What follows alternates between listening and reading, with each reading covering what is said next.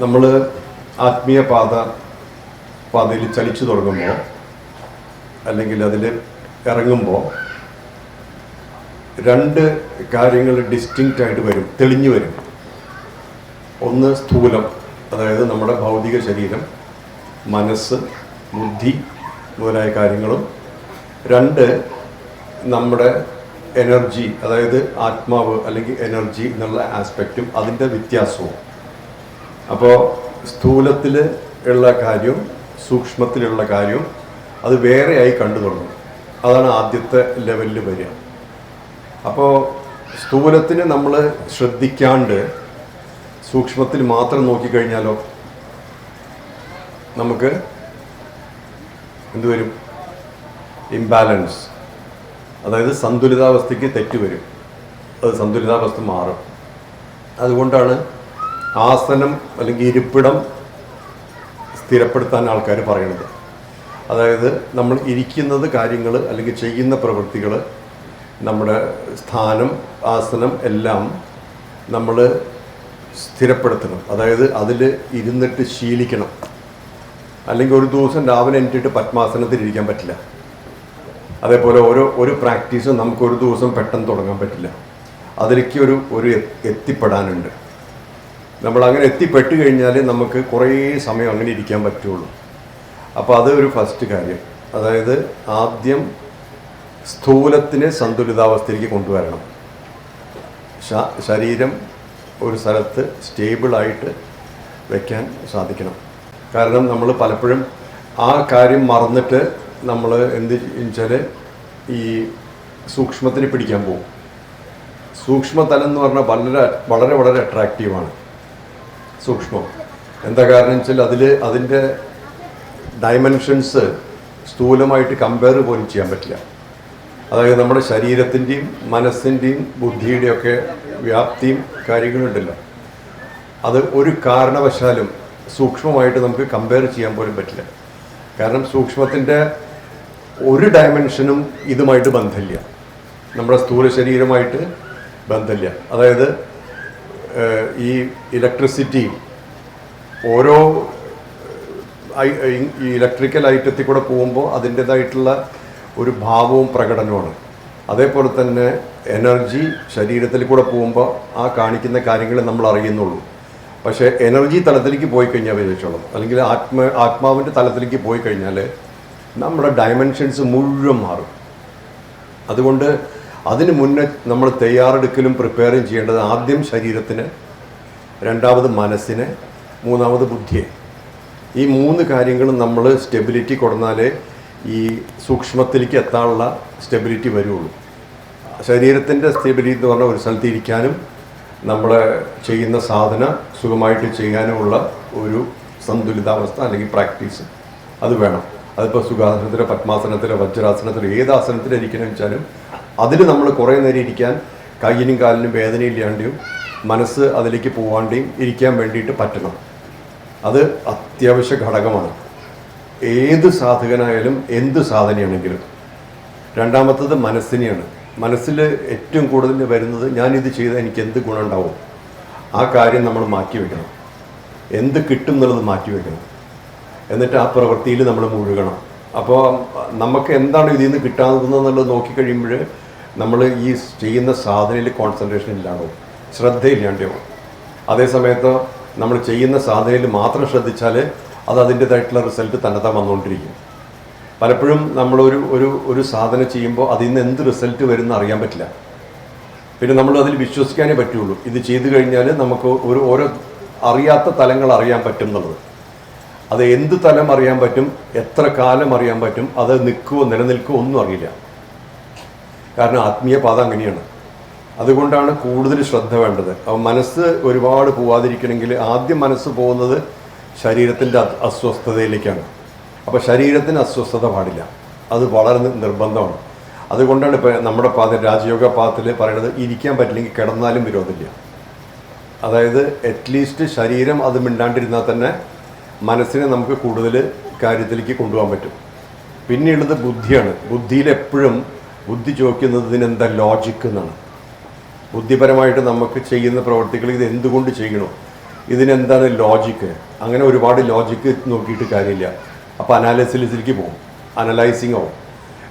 അനാലിസിസിൽ പോകുന്ന സമയത്ത് പ്രോബ്ലം എന്താണെന്ന് വെച്ചാൽ നമ്മൾ പലതിൻ്റെയും ഉത്തരം കിട്ടില്ല, ഉത്തരം കണ്ടുപിടിക്കാൻ പറ്റില്ല. അപ്പം നമ്മൾ അതിലുടക്കി പോകും, അതിലുടക്കി നിൽക്കും. അങ്ങനെ കുറേ കാലം നമ്മളൊരു ഉത്തരം കിട്ടാത്തൊരവസ്ഥയിൽ പോയി നിൽക്കും. അപ്പോൾ അതിനെന്താ വേണ്ടത്? അത് വിട്ടേക്കണം. നമ്മൾ ചെയ്യുന്ന എന്ത് പ്രവൃത്തിയാണോ എന്താണെങ്കിലും ആ സാധന, ഗുരു തന്നിട്ടുള്ള സാധന ചെയ്തുകൊണ്ടിരിക്കുക. അങ്ങനെ ചെയ്തുകൊണ്ടിരിക്കുമ്പോൾ കുറച്ച് കഴിയുമ്പോൾ ആ തലത്തിലേക്ക്, കാരണം ഗുരുവിന് അറിയാലോ എന്താണ് ഈ വ്യക്തിക്ക് ആവശ്യം എന്ന്, അതല്ലേ തരുന്നത്. അപ്പോൾ അത് കറക്റ്റായിരിക്കും. അതിപ്പോൾ ഡോക്ടർ മെഡിസിൻ പ്രിസ്ക്രൈബ് ചെയ്യുന്ന പോലെയാണ്. ഡയഗ്നോസിസിൽ അറിയാൻ പറ്റും ഈ വ്യക്തിക്ക് എന്തെന്നാണ് വേണ്ടതെന്നുള്ള മെഡിസിൻ. അത് കൊടുത്തു കഴിഞ്ഞാൽ ആ വ്യക്തിയുടെ അസുഖം മാറും. അതേപോലെ ഗുരു തരുന്ന മന്ത്രം അല്ലെങ്കിൽ ഉപദേശം, സാധന, അത് ആ വ്യക്തിയുടെ ഉന്നമനത്തിന് പറ്റിയതായിരിക്കും. കാരണം അത് കാണാൻ പറ്റും അദ്ദേഹത്തിന്. അപ്പോൾ ഈ ബുദ്ധിയുടെ തലത്തിൽ വരുന്നതെല്ലാം അനാലിസിസ് വരും, അല്ലെങ്കിൽ ചോദ്യങ്ങൾ വരും. ഇതുകൊണ്ട് എനിക്കെന്ത് ഗുണം? പിന്നെ ഏറ്റവും കൂടുതൽ പ്രോബ്ലം കമ്പാരിസനാണ്. രണ്ട് പേരുണ്ടെങ്കിൽ മറ്റേയാൾ കൂടുതൽ സാധന ചെയ്യണം, അല്ലെങ്കിൽ അയാൾക്ക് കൂടുതൽ കാര്യങ്ങൾ അറിയാൻ പറ്റുന്നു, എനിക്ക് പറ്റണില്ല. ആ കമ്പാരിസൺ തന്നെ നമ്മളെ സ്ലോ ഡൗൺ ചെയ്യും, നമ്മളെ പഴയ സ്പീഡ് കിട്ടില്ല പിന്നെ. അപ്പോൾ ആദ്യം ശരീരത്തിനെ നോക്കണം, പിന്നെ മനസ്സിനെ നോക്കണം, പിന്നെ ബുദ്ധിയെ നോക്കണം. ഈ 3 കാര്യങ്ങൾ കഴിഞ്ഞിട്ടാണ് ആത്മീയതയിലേക്ക് വരുള്ളൂ. നമ്മൾ ഒരു മിഥ്യാധാരണയാണ്, നേരിട്ട് നമുക്ക് മെഡിറ്റേറ്റ് ചെയ്തിട്ട് അതിൽ കയറാമെന്ന്. ഒരുപാട് കാര്യങ്ങൾ പിന്തുടരും. നമ്മുടെ വിചാരങ്ങൾ, പല ചിന്തകൾ, അതേപോലെ തന്നെ നമ്മുടെ അനാവശ്യമായിട്ടുള്ള ഓണർഷിപ്പുകൾ, അതായത് ഇതെൻ്റെയാണ്, ഇത് ഞാനാണ്, എൻ്റെയാണെന്നുള്ളത്, അത് ഒരുപാട് മനസ്സിനെ ബാധിക്കും. അത് എസ്പെഷ്യലി മനസ്സ് ഇല്ലാത്തൊരവസ്ഥയിലേക്ക് പോകുന്ന ഒരു അവസരം ഉണ്ടാവും. അതായത് ഒരു 4ാമത്തെ സ്റ്റേറ്റ് ഓഫ് സമാധി എന്ന് പറയാം. അതായത് വിചാരമില്ലാത്ത സമാധിയുണ്ട്. ഒരു വിചാരം, തോട്ട്സ് ഇല്ല. ആ സമയത്ത് ചിന്തകളില്ലാത്ത അവസ്ഥയിൽ അവസാനം കയറി വരുന്ന കുറച്ച് കാര്യങ്ങളാണ്. ഞാൻ എങ്ങനെ ആയിക്കഴിഞ്ഞാൽ എൻ്റെ വീട്ടുകാരെന്ത് ചെയ്യും, കുട്ടികളെന്ത് ചെയ്യും, ഇങ്ങനത്തെ കാര്യങ്ങളിൽ കളിച്ചിട്ട് അവസാനം തിരിച്ചു വരും. അതാണ് നിർവിചാര സമാധിയുടെ ക്രോസ് ചെയ്ത് കഴിഞ്ഞാൽ പിന്നെ ഒരിക്കലും നമ്മൾ പഴയ പോലെ ആവില്ല. പക്ഷെ നിർവിചാര സമാധി ക്രോസ് ചെയ്യാൻ ബുദ്ധിമുട്ടാണ്. അതായത് വിചാരം ഇല്ലാത്തൊരവസ്ഥയിൽ ആ ലാസ്റ്റ് മിനിറ്റ് ഇത് പിടിക്കും. എൻ്റെ എന്നുള്ളത്, ഇതെൻ്റെ സ്ഥലമാണ്, അല്ലെങ്കിൽ എൻ്റെ ആൾക്കാരാണ്, എൻ്റെ ശരീരമാണ്, എൻ്റെ റെസ്പോൺസിബിലിറ്റിയാണ്, ഇതൊക്കെ വരും. അത് വരുമ്പോൾ നമ്മളെ തന്നെത്താൻ പിന്നാക്കം വലിക്കും. അപ്പം നമ്മൾ ഈ ആത്മീയ പാത എന്ന് പറഞ്ഞാൽ അങ്ങനെ ഒരു ഈ സൂക്ഷ്മ തലത്തിലേക്ക് അങ്ങനെ എത്താൻ എളുപ്പമല്ല. അതൊക്കെ എല്ലാവരും, ഒട്ടുമുക്കാൽ ആൾക്കാർ, ആത്മീയത പറയുന്ന ആൾക്കാർ ഒരു സൂപ്പർഫിഷ്യൽ ലെവലിലേ പോകുന്നുള്ളൂ. കുറച്ച് ചിന്തകൾ കുറവുണ്ടായിരിക്കാം, കുറച്ച് മാറ്റങ്ങൾ ഉണ്ടാവാം, പക്ഷെ അവരതിൽ തൃപ്തരാണ്. പക്ഷെ ശരിക്കും പറഞ്ഞ ഒരു ആത്മീയ ഒരു മാസ്റ്ററി എന്ന് പറയുമ്പോഴേക്കും നമ്മൾ ശരീരത്തിൻ്റെ കംപ്ലീറ്റ് ലിമിറ്റേഷൻസിൻ്റെ പുറത്ത് പോകണം. അത് ചെയ്യാൻ പറ്റും. അപ്പം അങ്ങനെ ഒരു കാര്യങ്ങൾ, അതിന് ചില സ്ഥലങ്ങൾ ഉപകാരപ്പെടും, ചില സന്ദർഭങ്ങൾ, ചില ആൾക്കാർ ഒക്കെ ഉപകാരപ്പെടുത്തും. പക്ഷേ ഒന്നും നമുക്ക് പ്രെഡിക്റ്റ് ചെയ്യാൻ പറ്റില്ല. അതായത് ഇന്ന വ്യക്തിയെ കണ്ടുമുട്ടിയാൽ നമുക്ക് ഇന്നത് കിട്ടുന്നൊന്നും പറയാൻ പറ്റില്ല. കാരണം ഇത് വന്ന് ചേരേണ്ട കാര്യങ്ങളാണ്. നമുക്ക് ഒരു അവസ്ഥയിൽ ഇരിക്കാനേ പറ്റുള്ളൂ. അത് കഴിഞ്ഞ് വരുന്ന റിസൾട്ട് തന്നെ വരുന്നതാണ്. അപ്പോൾ ഈ സ്പിരിച്വൽ പാത്ത് എന്ന് പറഞ്ഞു കഴിഞ്ഞാൽ അത്രയും എളുപ്പമല്ല. പക്ഷേ ഞാനിത് പേടിപ്പിക്കാൻ വേണ്ടി പറയല്ല, അതൊരു ഡിസിപ്ലിൻ വേണം. അതായത് നമുക്ക് സൂക്ഷ്മത്തിൻ്റെ തലങ്ങൾ അറിയണമെങ്കിൽ ഡിസിപ്ലിൻ വേണം. അത് ഏറ്റവും നല്ലത് മറ്റുള്ളവർ ശല്യം ചെയ്യാതിരിക്കുന്ന സമയത്തുള്ളതാണ്. മറ്റുള്ളവർ നമ്മളെ ശ്രദ്ധിക്കാതിരിക്കുന്ന സമയത്ത്, അതായത് അതിരാവിലെ. അതുകൊണ്ടാണ് ഈ ബ്രഹ്മമുഹൂർത്തത്തിൻ്റെ ഇമ്പോർട്ടൻസ്. അതിരാവിലെ ആരും നമ്മളെ ഉപദ്രവിക്കില്ല. ആ സമയത്ത് ഫോണും ഒന്നും വരില്ല. ആ സമയത്ത് നമുക്ക് നല്ല പോലെ നമ്മുടെ സൂക്ഷ്മ തലത്തിലേക്കുള്ള ഒരു വാതിൽ തുറക്കാൻ പറ്റും. അതിന് മുന്നേയും അതിന് ശേഷവും ബുദ്ധിമുട്ടാണ്. അപ്പോൾ ഇതുപോലത്തെ കാര്യങ്ങളാണ്. പിന്നെ ഹിമാലയത്തിനെ കുറിച്ച് പറഞ്ഞപ്പോൾ ഞാൻ ഒരു സമയത്ത് ഒരു 2-3 ദിവസം ഹോളിഡേ കിട്ടിയാൽ വരെ ഹിമാലയത്തിൽ പോകണ ഒരു കാര്യം ഉണ്ടായിരുന്നു. ഞാനന്ന് മിഡിൽ ഈസ്റ്റിൽ വർക്ക് ചെയ്യുന്നു. കുറച്ച് ദിവസം ഹോളിഡേ കിട്ടിക്കഴിഞ്ഞാൽ നേരെ ഡൽഹിയിൽ വരും, ഡൽഹിയിൽ നിന്ന് ഹിമാലയത്തിൽ പോകും. അതൊരു അഡിക്ഷനായിരുന്നു എനിക്ക്. പക്ഷേ കുറച്ച് ദിവസം ഇങ്ങനെ പോയി ഒരു മാസങ്ങൾ കഴിഞ്ഞു, ഒരു കൊല്ലങ്ങളായി. ആ സമയത്ത് ആരോ എന്നോട് ചോദിച്ച പോലെയാണ്, ഞാൻ ഒരു നിശബ്ദാവസ്ഥയിലിരിക്കുകയായിരുന്നു. അപ്പോൾ ആരോ ചോദിച്ച പോലെയാണ്, നീ ഒരു സ്ഥലത്ത് പോകുന്നുണ്ട്, ശാന്തി തേടി, അവിടെ ശാന്തിയുണ്ട്, അവിടെ പീസ്ഫുൾനെസ് ഉണ്ട് ഉറപ്പായിട്ടും. പക്ഷെ അതുകൊണ്ട് നിനക്കെന്താണ് ഗുണം? നീ തിരിച്ചു വരുമ്പോൾ നീ ആയിട്ടല്ലേ വരണത്. അവിടെ ശാന്തി ഉണ്ടെന്ന് വിചാരിച്ചുകൊണ്ട് നിനക്കില്ലല്ലോ അത്. അതായത് നമ്മൾ ശാന്തി തേടി പോകുന്ന സ്ഥലത്ത് ശാന്തിയുണ്ട്, അത് അറിഞ്ഞുകൊണ്ട് തന്നെയാണ്. അത് കണ്ടാൽ ആൾക്കാർ പോയിട്ടുണ്ട് അവിടെ. തിരിച്ചു വരുമ്പോൾ അത് ഉണ്ടോ കയ്യിൽ? ഇല്ലെങ്കിൽ അതിൽ നമ്മൾ വേസ്റ്റ് ചെയ്തു ടൈം. അപ്പോൾ അങ്ങനെ ഒരു ഇത് വന്നപ്പോഴാണ് എനിക്ക് പെട്ടെന്നൊരു ബോധോദയം ഉണ്ടായത്. ഒരു സ്ഥലത്തും തേടി പോകാൻ പറ്റില്ല, പോകേണ്ട കാര്യമില്ല. കാരണം നമ്മളൊരു സ്ഥലത്ത് തേടി പോകുമ്പോൾ അത് കാണും, പക്ഷെ അത് കൊണ്ടുവരാൻ പറ്റിയിട്ടില്ലെങ്കിലോ നമ്മുടെ അല്ല. നമ്മുടെ ഉള്ളിൽ ആ മാറ്റം വരാൻ പറ്റിയിട്ടില്ലെങ്കിൽ ആ ശാന്തി അവസ്ഥ എന്ന് വെച്ചാൽ ശാന്തിയുടെ അവസ്ഥ എന്ന് പറഞ്ഞാൽ ചിന്തകളില്ലാത്ത അവസ്ഥയാണ്. അത് നമ്മുടെ ഉള്ളിൽ കൊണ്ടുവരാൻ പറ്റിയിട്ടില്ലെങ്കിൽ നമ്മുടെ അല്ല. അതോടുകൂടെ ഞാൻ പിന്നെ ഹിമാലയത്തിൽ പോക്ക് നിർത്തി.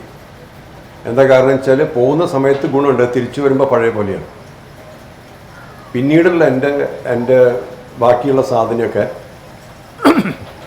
ഹിമാലയ എൻ്റെ ഉള്ളിൽ കൊണ്ടുവരാനായിരുന്നു. അത് സാധിച്ചു. അതായത് 100% നിശബ്ദതയിലേക്ക് പോകാൻ പറ്റും. ഒരു ഒച്ചയനക്കവും ഇല്ല. പുറത്തെ ലോകം പുറത്തും, അകത്തെ ലോകം അകത്തും. അകത്തെ ലോകം എംറ്റി, പുറത്തെ ലോകം എന്തുണ്ടെങ്കിലും വിരോധമില്ല. ആ ലെവലിലേക്ക് അത് സമയമെടുക്കും. അത് പെട്ടെന്നാവില്ല. പക്ഷേ ആദ്യമായി ചിന്തിക്കേണ്ട ഒരു സ്ഥലത്ത് പോയിട്ട് കിട്ടാവുന്ന കാര്യങ്ങൾ കൊണ്ടുവരാൻ പറ്റുമെന്നുള്ളതാണ്. നമ്മൾ സാധനം കൊണ്ടുവരുന്ന പോലെയല്ല. അത് കൊണ്ടുവന്നിട്ടും കാര്യമില്ല. ഇപ്പോൾ നമ്മൾ പിന്നെ ഈ കൈലാസത്തിൽ മാനസരോവറിലൊക്കെ പോയ ആൾക്കാർ കല്ല് കൊണ്ടുവരും, കല്ലുകൾ. ആ കല്ലുകൾ അവിടുത്തെ അത് പൂജാമുറിയിലൊക്കെ വയ്ക്കും. പക്ഷെ അത് കല്ലുകൾ തന്നെയാണ്. അതായത് ഒരു സ്ഥൂലം ആയിട്ടുള്ളൊരു കാര്യമാണ്. അത് നമ്മൾ മരിക്കുമ്പോൾ കൊണ്ടുപോകണില്ല, അതവിടെ ഇട്ടിട്ട് പോകും. അപ്പോൾ ശരിക്കും പറഞ്ഞാൽ നമ്മുടെ അല്ല. നമുക്കൊന്നും ക്യാരി ചെയ്യാൻ പറ്റാത്തത് നമ്മുടെ അല്ല. നമുക്ക് എന്താണ് കൊണ്ടുപോകാൻ പറ്റുന്നത്? അവസ്ഥയാണ്. അവസ്ഥയിൽ വന്നില്ലെങ്കിൽ ഒരു കാര്യമില്ല. വെറും മനസ്സിൻ്റെ അടിമയായിട്ടാണെങ്കിൽ ആ അവസ്ഥയിലേക്ക് ഉയരാൻ പറ്റിയിട്ടില്ലെങ്കിൽ ഏത് സ്ഥലത്ത് പോയിട്ടും, ഏത് അമ്പലത്തിൽ പോയിട്ടും, ഗുരുവിൻ്റെ അടുത്ത് പോയിട്ടും, ഭഗവാന്റെ അടുത്ത് പോയിട്ടും കാര്യമില്ല. എന്താ വെച്ചാൽ അവസ്ഥ കിട്ടിക്കഴിഞ്ഞാൽ അവിടെ നിൽക്കും. പിന്നെ അതായത് ഒരു ഗ്രാജുവേഷൻ എന്ന് കൂട്ടിക്കോളും. ഗ്രാജുവേറ്റ് ഒരിക്കലും ആയിക്കഴിഞ്ഞാൽ പിന്നെ ഗ്രാജുവേറ്റ് തന്നെയാണ്. നമ്മൾ എവിടെ ഇരുന്നാലും എന്തായാലും ഗ്രാജുവേറ്റ് തന്നെയാണ്. അപ്പോൾ അതേപോലെ ഒരു അവസ്ഥയിലേക്ക് എത്താനുണ്ട്. ആ എത്താൻ പലപ്പോഴും യാത്രകൾ ഉപകാരപ്പെടില്ല. ഒരു സ്ഥലത്ത് ഇരിക്കാം, നമുക്ക് സൗകര്യമുള്ള സ്ഥലത്ത്, അല്ലെങ്കിൽ ഒരു സ്ഥലം തേടി സ്ഥലത്ത് പോയി ഇരിക്കാം, എന്നിട്ട് അവിടെ അത് നമുക്ക് പ്രാക്ടീസ് ചെയ്യാം. അങ്ങനെ പ്രാക്ടീസ് ചെയ്യുന്ന സമയത്ത് അതിൻ്റേതായിട്ടുള്ള സ്റ്റെബിലിറ്റിയും വരും. പക്ഷെ എവിടെ പോയാലും നമ്മൾ ഹിമാലയം തന്നെ ആയിരിക്കണം. അതായത് നിശബ്ദത, ശാന്തി എന്നുള്ള ലെവലിൽ ആയിരിക്കണം. അപ്പോൾ അങ്ങനെ എനിക്ക് വന്നിട്ടുള്ള ഒരു ഷിഫ്റ്റിൻ്റെ കഥയാണ്. അതായത് പിന്നെ ആ ആഗ്രഹമില്ലാണ്ടായി. കാരണം ഒരു ശാന്തിയുള്ള സ്ഥലത്ത് പോയിട്ട് ശാന്തി അനുഭവിക്കുന്നത് വലിയ കാര്യമൊന്നുമില്ല. നല്ല ഭംഗിയുള്ളൊരു സ്ഥലത്ത് പോയി ആ ഭംഗി ആസ്വദിച്ചു. തിരിച്ചു വരുന്ന സമയത്ത് പഴയ പോലെ അത് വലിയ കാര്യമില്ല. അതേപോലെ നല്ല ചില അറ്റ്മോസ്ഫിയറിൽ പോയിട്ട് അത് അനുഭവിച്ചു തിരിച്ചു വരുന്നു. അതും മോശം എന്നല്ല പറയണേ, അനുഭവം എന്നുള്ള നിലയ്ക്ക് നല്ലതാണ്.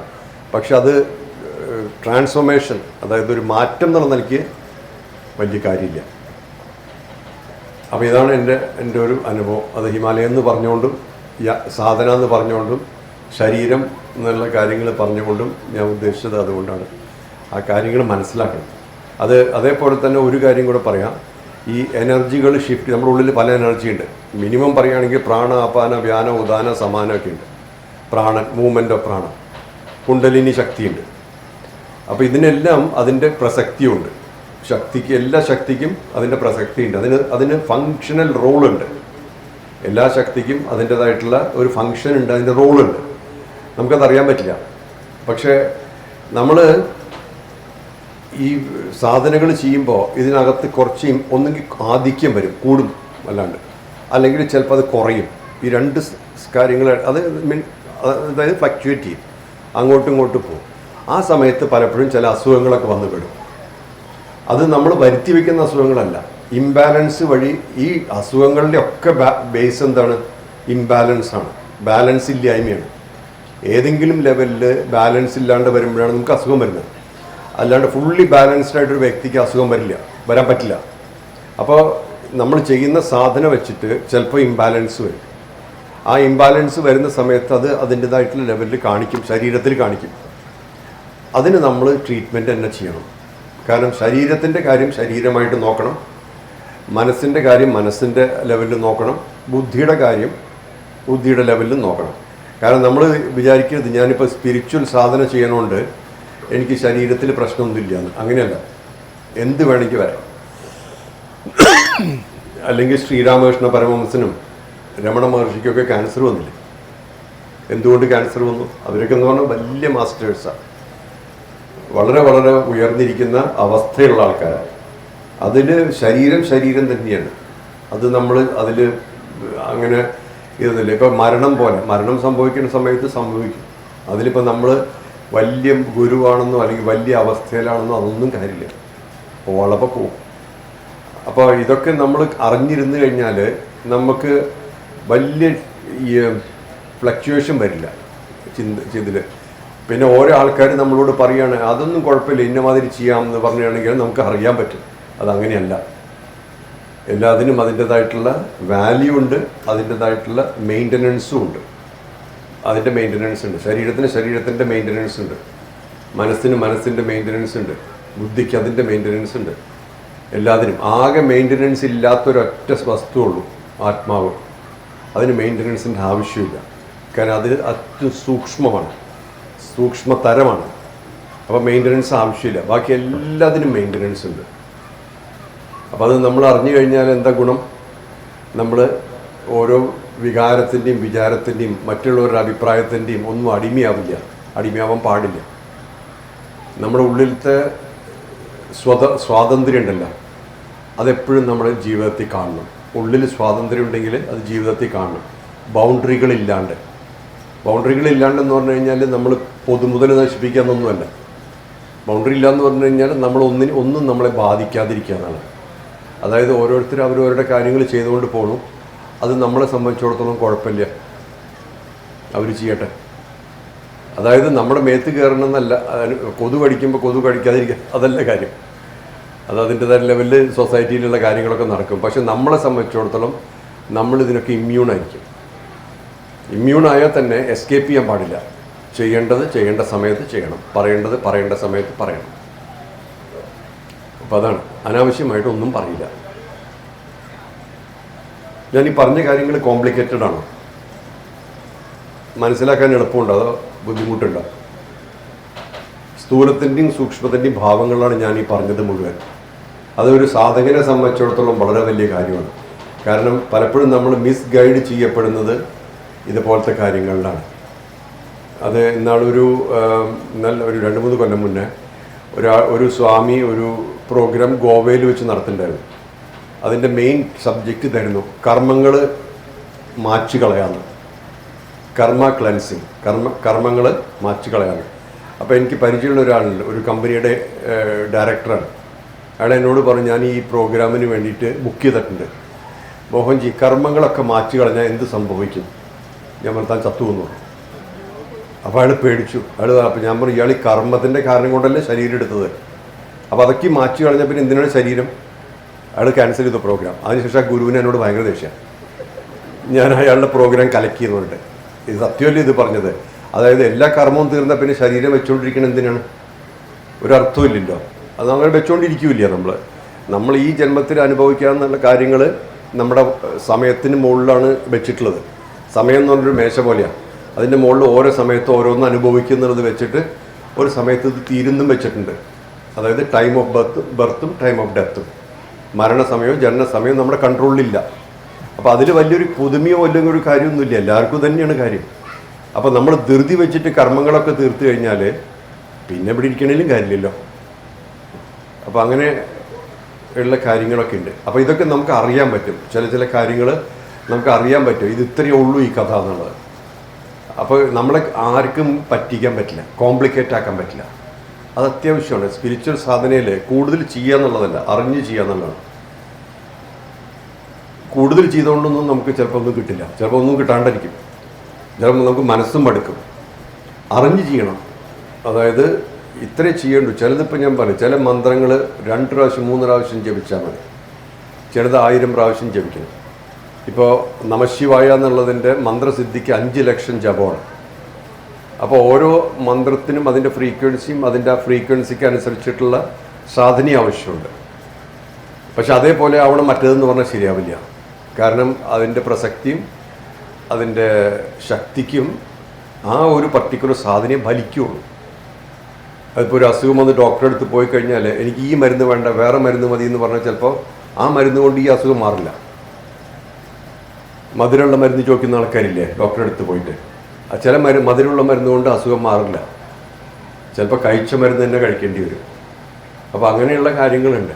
പിന്നെ എപ്പോഴും ഈ ജന്മത്തിൻ്റെ ഒരു ഏകദേശം ഒരു 30,000 ദിവസത്തേക്ക് വേണ്ടിയാണ് ഈ ബോഡി ശരീരം എടുത്തിട്ടുള്ളത്. നമ്മൾ 35,000 കൂട്ടിക്കോളാം, കുറച്ചധികം ജീവിക്കുകയാണെങ്കിൽ ഇരിക്കട്ടെ, കുഴപ്പമില്ല. പക്ഷേ 30,000-35,000 ദിവസം കഴിഞ്ഞാലോ ശരീരം ഇട്ടിട്ട് പോകണ്ടേ, ശരീരം ഉപേക്ഷിച്ച് പോകണം, പോയേ പറ്റൂ. കാരണം ഇത് എക്സ്റ്റെൻഡ് ചെയ്യാവുന്ന വിസയല്ല. ജീവിതം എന്നുള്ളത് എക്സ്റ്റെൻഡ് ചെയ്യാൻ പറ്റില്ല.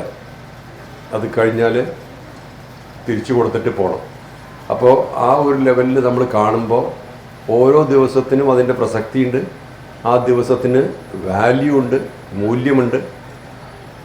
അത് ആ ദിവസം പിന്നെ വരില്ല. ഈ സമയം ഈ സന്ദർഭം ഇതേപോലെ അല്ല പിന്നെ വരുന്നത്, മാറ്റം ഉണ്ടാവും. നമ്മളിപ്പോൾ ഇന്നിരിക്കുന്ന ഈ നമ്മൾ സംസാരിക്കുന്ന ഈ ആൾക്കാർ തന്നെ ആയിരിക്കില്ല ഇനി അടുത്ത പ്രാവശ്യം ഇതുപോലൊരു ഒക്കേഷൻ ഉണ്ടാവുക. കുറേ പേരൊക്കെ ഒരേപോലെ ഉണ്ടാവും, പക്ഷേ കുറേ പേരുണ്ടാവില്ല. നമ്മൾ കണ്ടിട്ടില്ലേ പലപ്പോഴേ പല ആൾക്കാരും നമ്മൾ ഒരിക്കൽ കണ്ടിട്ട് പിന്നെ കാണാൻ ശ്രമിക്കുമ്പോഴേക്കും ആ വ്യക്തി ഉണ്ടാവില്ല അവിടെ. അനുഭവമില്ല അങ്ങനെ? നമ്മൾ കാണാനോ ഇയാളെ കുറേ കാലമായല്ലോ കണ്ടിട്ട് ഒന്ന് വിളിച്ച് നോക്കുമ്പോൾ വിളിച്ച് നോക്കുമ്പോൾ എനിക്ക് സംഭവിച്ചിട്ടുണ്ട് അങ്ങനെ. ഒരാൾ എന്നോട്, ഞാനന്ന് 30കളേ ഉള്ളൂ, മറ്റേ ഇവിടെ വർക്ക് ചെയ്യാണ് ഗൾഫിൽ. ഒരാൾ എന്നോട് മെസ്സേജ് അയച്ചു. എൻ്റെ ഈ ചാരിറ്റി ആക്ടിവിറ്റീസ് മിഡിൽ ഈസ്റ്റിൽ ചെയ്തിരുന്നത്, നമ്മൾ ഇറാനിൽ എർത്ത് ക്വേക്ക് ഉണ്ടായി, അവിടെ സഹായിച്ചു. പിന്നെ സുനാമി ഉണ്ടായി 2004. അപ്പോൾ അതൊക്കെ കണ്ടിട്ട് ഇയാൾ എനിക്കൊരു കത്തയച്ചു ഇംഗ്ലണ്ടിൽ നിന്ന്. നിങ്ങൾ ചെയ്യുന്ന പ്രവൃത്തി എനിക്ക് വല്ലാണ്ട് പ്രചോദനം തരുന്നുണ്ട്, ഇതേപോലെ ചെയ്യാമെന്നൊക്കെ പറഞ്ഞ്. അപ്പോൾ ഞാൻ അയാളോട് കുറച്ച് ഞങ്ങൾ അന്ന് പിന്നെ ഈ ഫേസ്ബുക്കൊന്നുമില്ല, അന്നൊക്കെ നമ്മൾ ഇമെയിലൊക്കെയാണ്, കുറച്ച് കമ്മ്യൂണിക്കേറ്റ് ചെയ്തു. എന്നിട്ട് എന്നോട് അദ്ദേഹം പറഞ്ഞു, ഞാൻ ഒരു കാര്യം ചെയ്യാം, ഞാൻ എൻ്റെ കുട്ടികളെയും കൂട്ടിയിട്ട് ഞാൻ സൈപ്രസിൽ വെക്കേഷന് പോവുകയാണ്, തിരിച്ചു വന്നിട്ട് ബാക്കി നമുക്ക് സംസാരിക്കാം എന്ന് പറഞ്ഞാൽ പോയി. 1 മാസം 2 മാസം 3 മാസം കഴിഞ്ഞു, എന്നിട്ട് അയാൾ റിപ്ലൈ ഇല്ല. അപ്പം ഞാൻ വിചാരിച്ചു ഒന്ന് മെസ്സേജ് അയച്ച് നോക്കാം എന്താ പറ്റിയെന്നുള്ളത്. അപ്പം ഞാൻ തിരിച്ച് എങ്ങനെയുണ്ടായിരുന്നു യാത്ര, സുഖമായിരുന്നു, നല്ല ഹോളിഡേ ആയിരുന്നു. അപ്പോൾ അയാളുടെ വൈഫ് എനിക്ക് റിപ്ലൈ ചെയ്തു, അദ്ദേഹം സൈപ്രസിൽ വെച്ച് മരിച്ചുപോയി. അപ്പോൾ പോകുന്ന പോക്കിന് അദ്ദേഹത്തിൻ്റെ ഒരു നമ്മൾ ഈ പടം വയ്ക്കുമല്ലോ ഫേസ്ബുക്ക് പോലെ, അന്നത്തെ എന്തോ ഒരു പ്ലാറ്റ്ഫോം ഉണ്ടായിരുന്നു, ബ്ലോഗിൻ്റെ പ്ലാറ്റ്ഫോം. അതിലൊരു റീത്ത് വെള്ളത്തിൽ കിടക്കുന്ന പടം വെച്ചിട്ടുള്ളത്. അതായത് നമ്മൾ ഡെഡ് ബോഡിയുടെ മുകളിൽ വയ്ക്കുന്ന റീത്ത് ഉണ്ടല്ലോ, അത് വെള്ളത്തിൽ ഒഴുകി നിൽക്കുന്നത് ഒരു പടമാണ്, അതിലിട്ടിട്ടാണ് പോയിട്ടുള്ളത്. അപ്പോൾ അയക്ക് ചിലപ്പോൾ ഇൻറ്റ്യൂഷൻ വന്നിട്ടുണ്ടാവാം, ചിലപ്പോൾ തിരിച്ചു വരില്ല എന്ന്. പക്ഷെ നമ്മളെ സംബന്ധിച്ച് എന്നെ സംബന്ധിച്ചിടത്തോളം അത് വല്ലാത്തൊരു കണ്ടിട്ടില്ല നേരിട്ട്, പക്ഷേ വല്ലാണ്ടൊരു പരിചയവും വല്ലാത്തൊരു കണക്ഷനും വന്നു കുറച്ച് ദിവസം കൊണ്ട്, ഒരു 10 ഇമെയിലിൻ്റെ അകത്ത്. അത് കഴിഞ്ഞപ്പോഴേക്കും അയാൾ പോയി. അപ്പോൾ ഇങ്ങനെയൊക്കെ നമുക്ക് സംഭവിക്കും. ഓരോ സമയത്ത് ഓരോ സന്ദർഭത്തിൽ നടക്കുന്ന കാര്യം പിന്നെ റിപ്പീറ്റ് ചെയ്ത് വരില്ല. ചിലപ്പോൾ വരും, പക്ഷെ അതേ വ്യക്തികൾ ഉണ്ടാവില്ല. അതിൽ ഇത് പറയാറുണ്ട്, നിങ്ങൾ വീട്ടിൽ പോകാൻ സൗകര്യം ഉണ്ടെങ്കിൽ വീട്ടിൽ പോകണം. വീട് അവിടെ ഉണ്ടാവും, പക്ഷെ അതിനുള്ളിലുള്ള ആൾക്കാർ ചിലപ്പോൾ അവിടെ ഉണ്ടാവില്ല. അതായത് എപ്പോഴെങ്കിലും എൻ്റെ പുറത്ത് താമസിക്കുന്നവരല്ലേ കുറേ പേര്, എപ്പോഴെങ്കിലും കുടുംബത്തിലേക്ക് പോകാൻ പറ്റുമെങ്കിൽ ആ ചാൻസ് കളയരുത്. കാരണം വീട് ചിലപ്പോൾ അവിടെ ഉണ്ടാവും, അതിൻ്റെ ഉള്ളിലുള്ള ആൾക്കാർ ചിലപ്പോൾ അവിടെ ഉണ്ടാവില്ല. അത് തന്നെയാണ് ജീവിതം. ചിലപ്പോൾ നമ്മളുണ്ടാവില്ല, പിന്നെ എത്ര കാലമൊന്നും അറിയില്ല. അപ്പോൾ ഇന്നത്തെ സമയമുള്ളൂ ശാശ്വതമായിട്ട്. അപ്പോൾ ഈ സാധനയുടെ കണക്റ്റഡായി പറയാൻ കാരണം എന്താ വെച്ച് കഴിഞ്ഞാൽ, ഇന്ന് ചെയ്യേണ്ട സാധനം നാളെ ചെയ്തിട്ട് കാര്യമില്ല. അതിന് കൺസിസ്റ്റൻസി വേണം. ആ കൺസിസ്റ്റൻസി ഇല്ലെങ്കിൽ, നമ്മളത് സ്ഥിരമായി ചെയ്തിട്ടില്ലെങ്കിൽ മുകളിലേക്ക് ഉയരും താഴത്ത് വീഴും, പിന്നെ ഉയരും താഴത്ത് വീഴും. അതൊരു ബാലൻസ് നിർത്താൻ പറ്റില്ല പിന്നെ. അപ്പോൾ ഒരു സിദ്ധികളും അല്ലെങ്കിൽ ആ ലെവലിലേക്ക് വരണം, ഒരു മാസ്റ്ററി വരണം എന്നുണ്ടെങ്കിൽ അതിന് സ്ഥിരത വേണം. അതിൽ കുറേ കാലം ചിലപ്പോൾ ഒരു ഗുണം ഉണ്ടാവില്ല, ഒരു റിസൾട്ടും ഉണ്ടാവില്ല. എന്നാലും നമ്മളതിൽ വിശ്വസിച്ച് സ്ഥിരമായി ആ കാര്യം ചെയ്യണം. ചെയ്തു കഴിഞ്ഞാലോ തിരിഞ്ഞു നോക്കുമ്പോൾ അറിയാൻ പറ്റും നമ്മൾ എത്ര ദൂരം മുമ്പിലേക്ക് വന്നു എന്ന്. അതായത് നമ്മൾ വളർന്നുകൊണ്ടിരിക്കുന്ന പ്രായത്ത് നമ്മൾ വളരുന്നുണ്ടെന്ന് നമുക്കറിയില്ലല്ലോ. മറ്റുള്ളവർക്ക് പലപ്പോഴും അറിയാൻ പറ്റും. ഇയാളിപ്പോൾ ചെറിയ കുട്ടിയായിരുന്നു, പണ്ടിപ്പോൾ കുറച്ച് ഇത്രയും വലുതായി. നമുക്കറിയാൻ പറ്റില്ല. എന്താ കാരണം വെച്ചാൽ നമ്മൾ ഈ വളരുന്ന വ്യക്തിക്ക് അറിയാൻ പറ്റില്ല, മറ്റുള്ളവർക്ക് അറിയാം. അപ്പോൾ ഇതേപോലത്തെ കാര്യങ്ങളാണ്. അപ്പം ചിലപ്പോൾ നമ്മുടെ ഔട്ട്ലുക്ക് മാറുന്നത് നമുക്കറിയില്ല, വേറെ വ്യക്തികൾക്ക് അറിയാം. ചില ആൾക്കാർ നമ്മളെ വിട്ടു പോകുക ആ സമയത്ത്. എനിക്ക് അനുഭവം ഉണ്ടത്.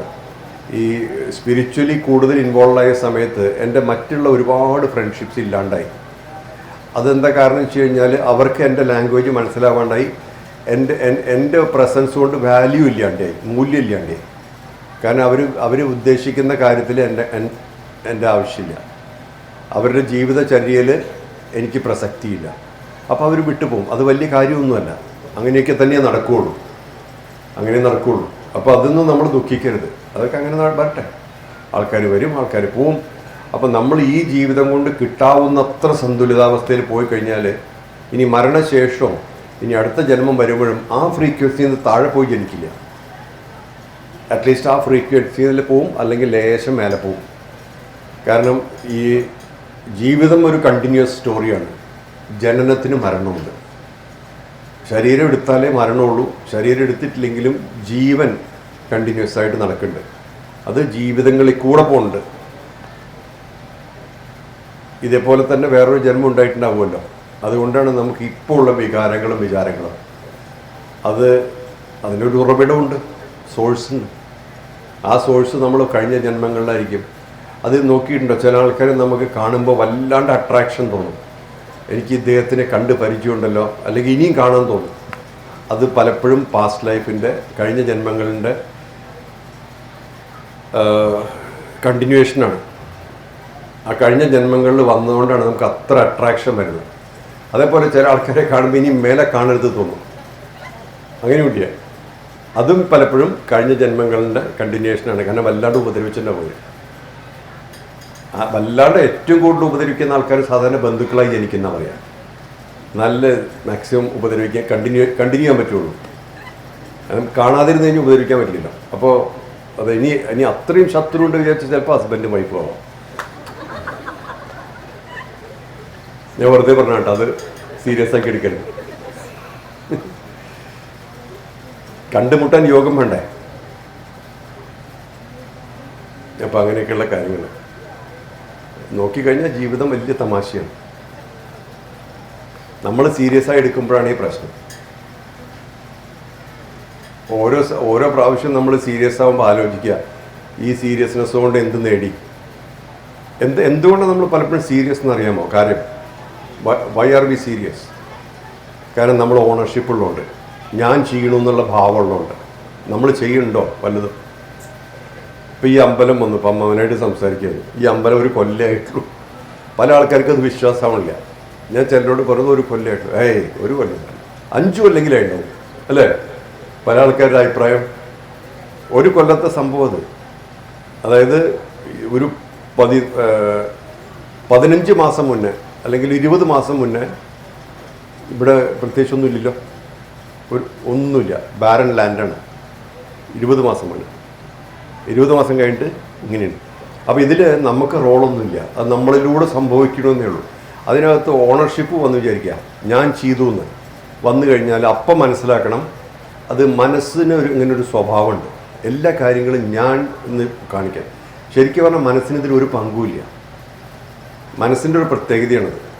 ഞാൻ ചെയ്തു, അതായത് ഒരു കാര്യം നടക്കണോ, അപ്പോൾ ആ നടക്കുന്ന അതിൽ നമ്മൾ അവിടെ ആ സ്ഥലത്ത് പ്രസൻ്റ് ആയിരിക്കണം. അതായത് നമ്മുടെ പ്രസൻസ് അവിടെയുണ്ട്, നമ്മുടെ സാന്നിധ്യം അവിടെയുണ്ട്. ഈ സാന്നിധ്യത്തിൽ അതിൻ്റെതായിട്ടുള്ള റോളുകളുമുണ്ട്. ഇതിലൊന്നും നമുക്ക് കൺട്രോളില്ല, ഒന്നിലും കൺട്രോളില്ല. പക്ഷെ നമുക്ക് മനസ്സത് സമ്മതിക്കില്ല. അതല്ലല്ലോ ഞാനാ ചെയ്തത്. ഇതിൻ്റെ പ്രഷർ ഭയങ്കര കൂടുതലാണ്. ഏറ്റവും കൂടുതൽ സ്ട്രെസ്സ് തരുന്ന ഒരു കാര്യം ഇത് ഞാൻ ചെയ്തു എന്നുള്ളതാണ്. നമ്മളൊന്നും അങ്ങനെ ചെയ്യില്ല. നമ്മുടെ പ്രസൻസിൽ ചില കാര്യങ്ങൾ നടക്കുന്നുണ്ട്. അതിന് നിയോഗം എന്ന് പറയും. അതായത് ഒരു സ്ഥലത്ത് ഒരു സന്ദർഭത്തിൽ ഒരു വ്യക്തി ഉണ്ടാവുക, അതിനൊരു കാര്യമുണ്ട്, കാരണമുണ്ട്. അതായത് അതിന് പലപ്പോഴും പാസ്റ്റ് ലൈഫിൻ്റെ കണക്ഷനുണ്ട്, കാരണമുണ്ട്, അതിനൊരു പരിസമാപ്തിയുണ്ട്. ഇത് നമുക്ക് ഇതിൽ റോളില്ല. ശരിക്കും നമ്മളങ്ങനെ വിചാരിച്ചാലൊന്നും ചെയ്യാൻ പറ്റൂല. നമ്മളെ അത് എപ്പോഴും ഈ ചിന്ത വരുമ്പോൾ ആലോചിക്കേണ്ട ഒരു കാര്യമാണ്. ഇതിലെൻ്റെ കോൺട്രിബ്യൂഷൻ എന്തായിരുന്നു? ഒരു കല്ലും ഞാനിവിടെ എടുത്തു വെച്ചിട്ടില്ല. അത് ആൾക്കാർ വന്ന് ഉണ്ടാക്കി, അല്ലെങ്കിൽ ഓരോ കാര്യങ്ങൾ പലരും പല പല കാര്യങ്ങൾ പ്രവൃത്തികൾ ചെയ്തതിൻ്റെ കൂട്ടായ്മയിൽ നടന്നു. പക്ഷെ മനസ്സ് സമ്മതിക്കില്ല. അത് ഞാൻ ചെയ്തതാണ്. മനസ്സിന് ഓണർഷിപ്പ് വലിയ ഇഷ്ടമാണ്. അത് ഏത് മനസ്സിന്? ഉണർന്നിരിക്കുന്ന മനസ്സിന്. ഉറങ്ങുമ്പോൾ അതില്ല, സ്വപ്നാവസ്ഥയിലില്ല, അത് സുഷുപ്തി അവസ്ഥയിലും ഇല്ല. സുഷുപ്തി അവസ്ഥയിൽ മനസ്സേ ഇല്ല. ഉണർന്നിരിക്കുന്ന സമയത്ത് ഇത് എൻ്റെയാണ്, ഞാനാണ് ചെയ്തത്, ഞാൻ ഇങ്ങനെ ചിന്തിച്ചുകൊണ്ട് ഇത് നടന്നു, ഇങ്ങനെ അനവധി ഡ്രാമ ക്രിയേറ്റ് ചെയ്യും. അപ്പോൾ അതിൻ്റെയൊക്കെ മേലെ അല്ലെങ്കിൽ താഴെ പോകേണ്ടത് നമ്മുടെ ചുമതലയാണ്. അതൊരു സാധനയാണ്. അതായത് ഞാൻ അങ്ങനെ വിചാരിച്ചാൽ എന്തോ ഇപ്പോൾ ഒരു എല്ലാവർക്കും വിചാരിക്കാം, നാളെ എനിക്ക് രാവിലെ $1 മില്യൺ വേണം വിചാരിക്കാം. നമ്മുടെ മനസ്സിന് അത്ര ശക്തി ഉണ്ടെങ്കിൽ അത് മാനിഫെസ്റ്റ് ആവണ്ടേ? അങ്ങനെ വരുന്നുണ്ടോ? നമുക്ക് പെട്ടെന്ന് അങ്ങനെ മാറ്റങ്ങളൊന്നും വരുന്നില്ല. അതിന് പ്രയത്നിക്കും ചെയ്യുമ്പോൾ അതിൻ്റെതായിട്ടുള്ള ചേഞ്ചസ് കാണാം, അതിൻ്റെതായിട്ടുള്ള മാറ്റങ്ങൾ ജീവിതത്തിൽ വരും. അതല്ലാണ്ട് ഒന്നും വരുന്നില്ല. പക്ഷേ ആ പ്രയത്നിക്കാനും പ്രവർത്തിക്കാനും തോന്നുന്ന ഒരു കാര്യം എന്താണ്? അതിൻ്റെ പേരാണ് കർമ്മ. അതിൻ്റെ പ്രായോഗികമായിട്ടുള്ള വശമാണ് നിയോഗം. അതല്ലാണ്ട് നമുക്ക് വെറുതെ ഒരു കാര്യം തോന്നില്ല. അതായത് ചില ആൾക്കാർക്ക് ഈ ആൽക്കഹോളിനോട് താല്പര്യമുണ്ട്. അത് അവനവൻ്റെ ഓറിയൻറ്റേഷനാണ്, അവനവൻ്റെ ആ വ്യക്തി അങ്ങനെയാണ്. അത് ശരി തെറ്റൊന്നൊന്നുമില്ല. ഇതിനൊക്കെ വേണ്ടി ജനിച്ചതാണ് അവർ. അപ്പോൾ ആരുടെ കർമ്മവും ഇത് മറ്റേനേലും ബെറ്ററാണോ, ഇത് വലുതാണോ ചെറുതാണോ എന്ന് പറയാൻ നമുക്ക് പറ്റില്ല, സാധിക്കില്ല. അത് കാരണം ഓരോ വ്യക്തിയും അവരവരുടെ കാര്യങ്ങൾ ചെയ്തു തീർക്കാൻ വേണ്ടി ശരീരം എടുത്ത് വന്നിരിക്കുകയാണ്. ഈ സമയത്ത് ഈ സന്ദർഭത്തിൽ നമ്മൾ ഒത്തുചേരുന്നു എന്നുള്ളൊരു ഒറ്റ പ്രസക്തി ഇതിലുള്ളൂ. ചിലപ്പോൾ നമ്മൾ ഇനിയും കാണും, ചിലപ്പോൾ കാണില്ല, ചിലപ്പോൾ കണ്ടു കഴിഞ്ഞാലും നമുക്ക് അറിയാൻ പറ്റില്ല. പല പല കോമ്പിനേഷൻസ് ഇതിൽ വരാനുണ്ട്. പക്ഷേ ഓണർഷിപ്പ് എന്നുള്ള കാര്യമുണ്ടല്ലോ, അത് വലിയൊരു ഇഷ്യൂ തന്നെയാണ്. ഞാൻ എൻ്റെ എന്നുള്ളത്. അതുകൊണ്ടാണ് ജീവിതത്തിലെ സ്ട്രെസ്സ് മുഴുവൻ, അസുഖങ്ങൾ മുഴുവൻ, എല്ലാ പ്രശ്നത്തിൻ്റെയും ഉറവിടം ഈ ഞാൻ എൻ്റെ എന്നുള്ളൊരു സംഭവമാണ്. ശരിക്കും പറഞ്ഞാൽ നമ്മുടെ ഒന്നുമല്ല, നമ്മുടെ മക്കൾ നോക്കിക്കോളാം. ഇവർ നമ്മൾ ഷോപ്പിൽ നിന്ന് മേടിച്ചാണ്, ഇവർ നമ്മൾ എവിടെ നിന്നും മേടിച്ചതല്ലല്ലോ, വന്ന് ചേർന്നതല്ലേ. കുട്ടികൾ ജനിച്ചതിന് ശേഷം ആ കുട്ടികൾ അച്ഛൻ അമ്മ എന്ന് പറഞ്ഞ് പഠിപ്പിച്ചുകൊണ്ടാണ് അവരങ്ങനെ വിളിക്കുന്നത്. പക്ഷെ നമുക്കറിയില്ലായിരുന്നു അവരാ വരണേന്ന്. ആർക്കെങ്കിലും അറിയാമായിരുന്നോ ഇന്ന കുട്ടികളാണ് ഇനി വരാൻ പോകണമെന്ന്? എവിടുന്ന് വന്നു എന്നറിയോ? അറിയില്ലല്ലോ. ശരിക്കും പറഞ്ഞാൽ ഈ ലെവലിൽ നമ്മൾ കണ്ടു കഴിഞ്ഞാൽ ഒരു കാര്യം മനസ്സിലാവും, നമുക്ക് പ്രത്യേകിച്ച് ഒരു റോളും ഇല്ല. അതെങ്ങനെ ഓരോന്നും നടക്കണു, അതിൽ നമ്മൾ പല പല ഭാവങ്ങൾ അഭിനയിക്കണു, പല പല വികാരങ്ങളും വിചാരങ്ങളും വരുന്നു, പല അനുഭവങ്ങളും വരുന്നു. അത്രയേ ഉള്ളൂ, വേറെ ഒന്നുമില്ല അതിൽ. ചോദ്യങ്ങൾ വല്ലതും ഉണ്ടാ ഉണ്ടെങ്കിൽ ചോദിച്ചോളൂ.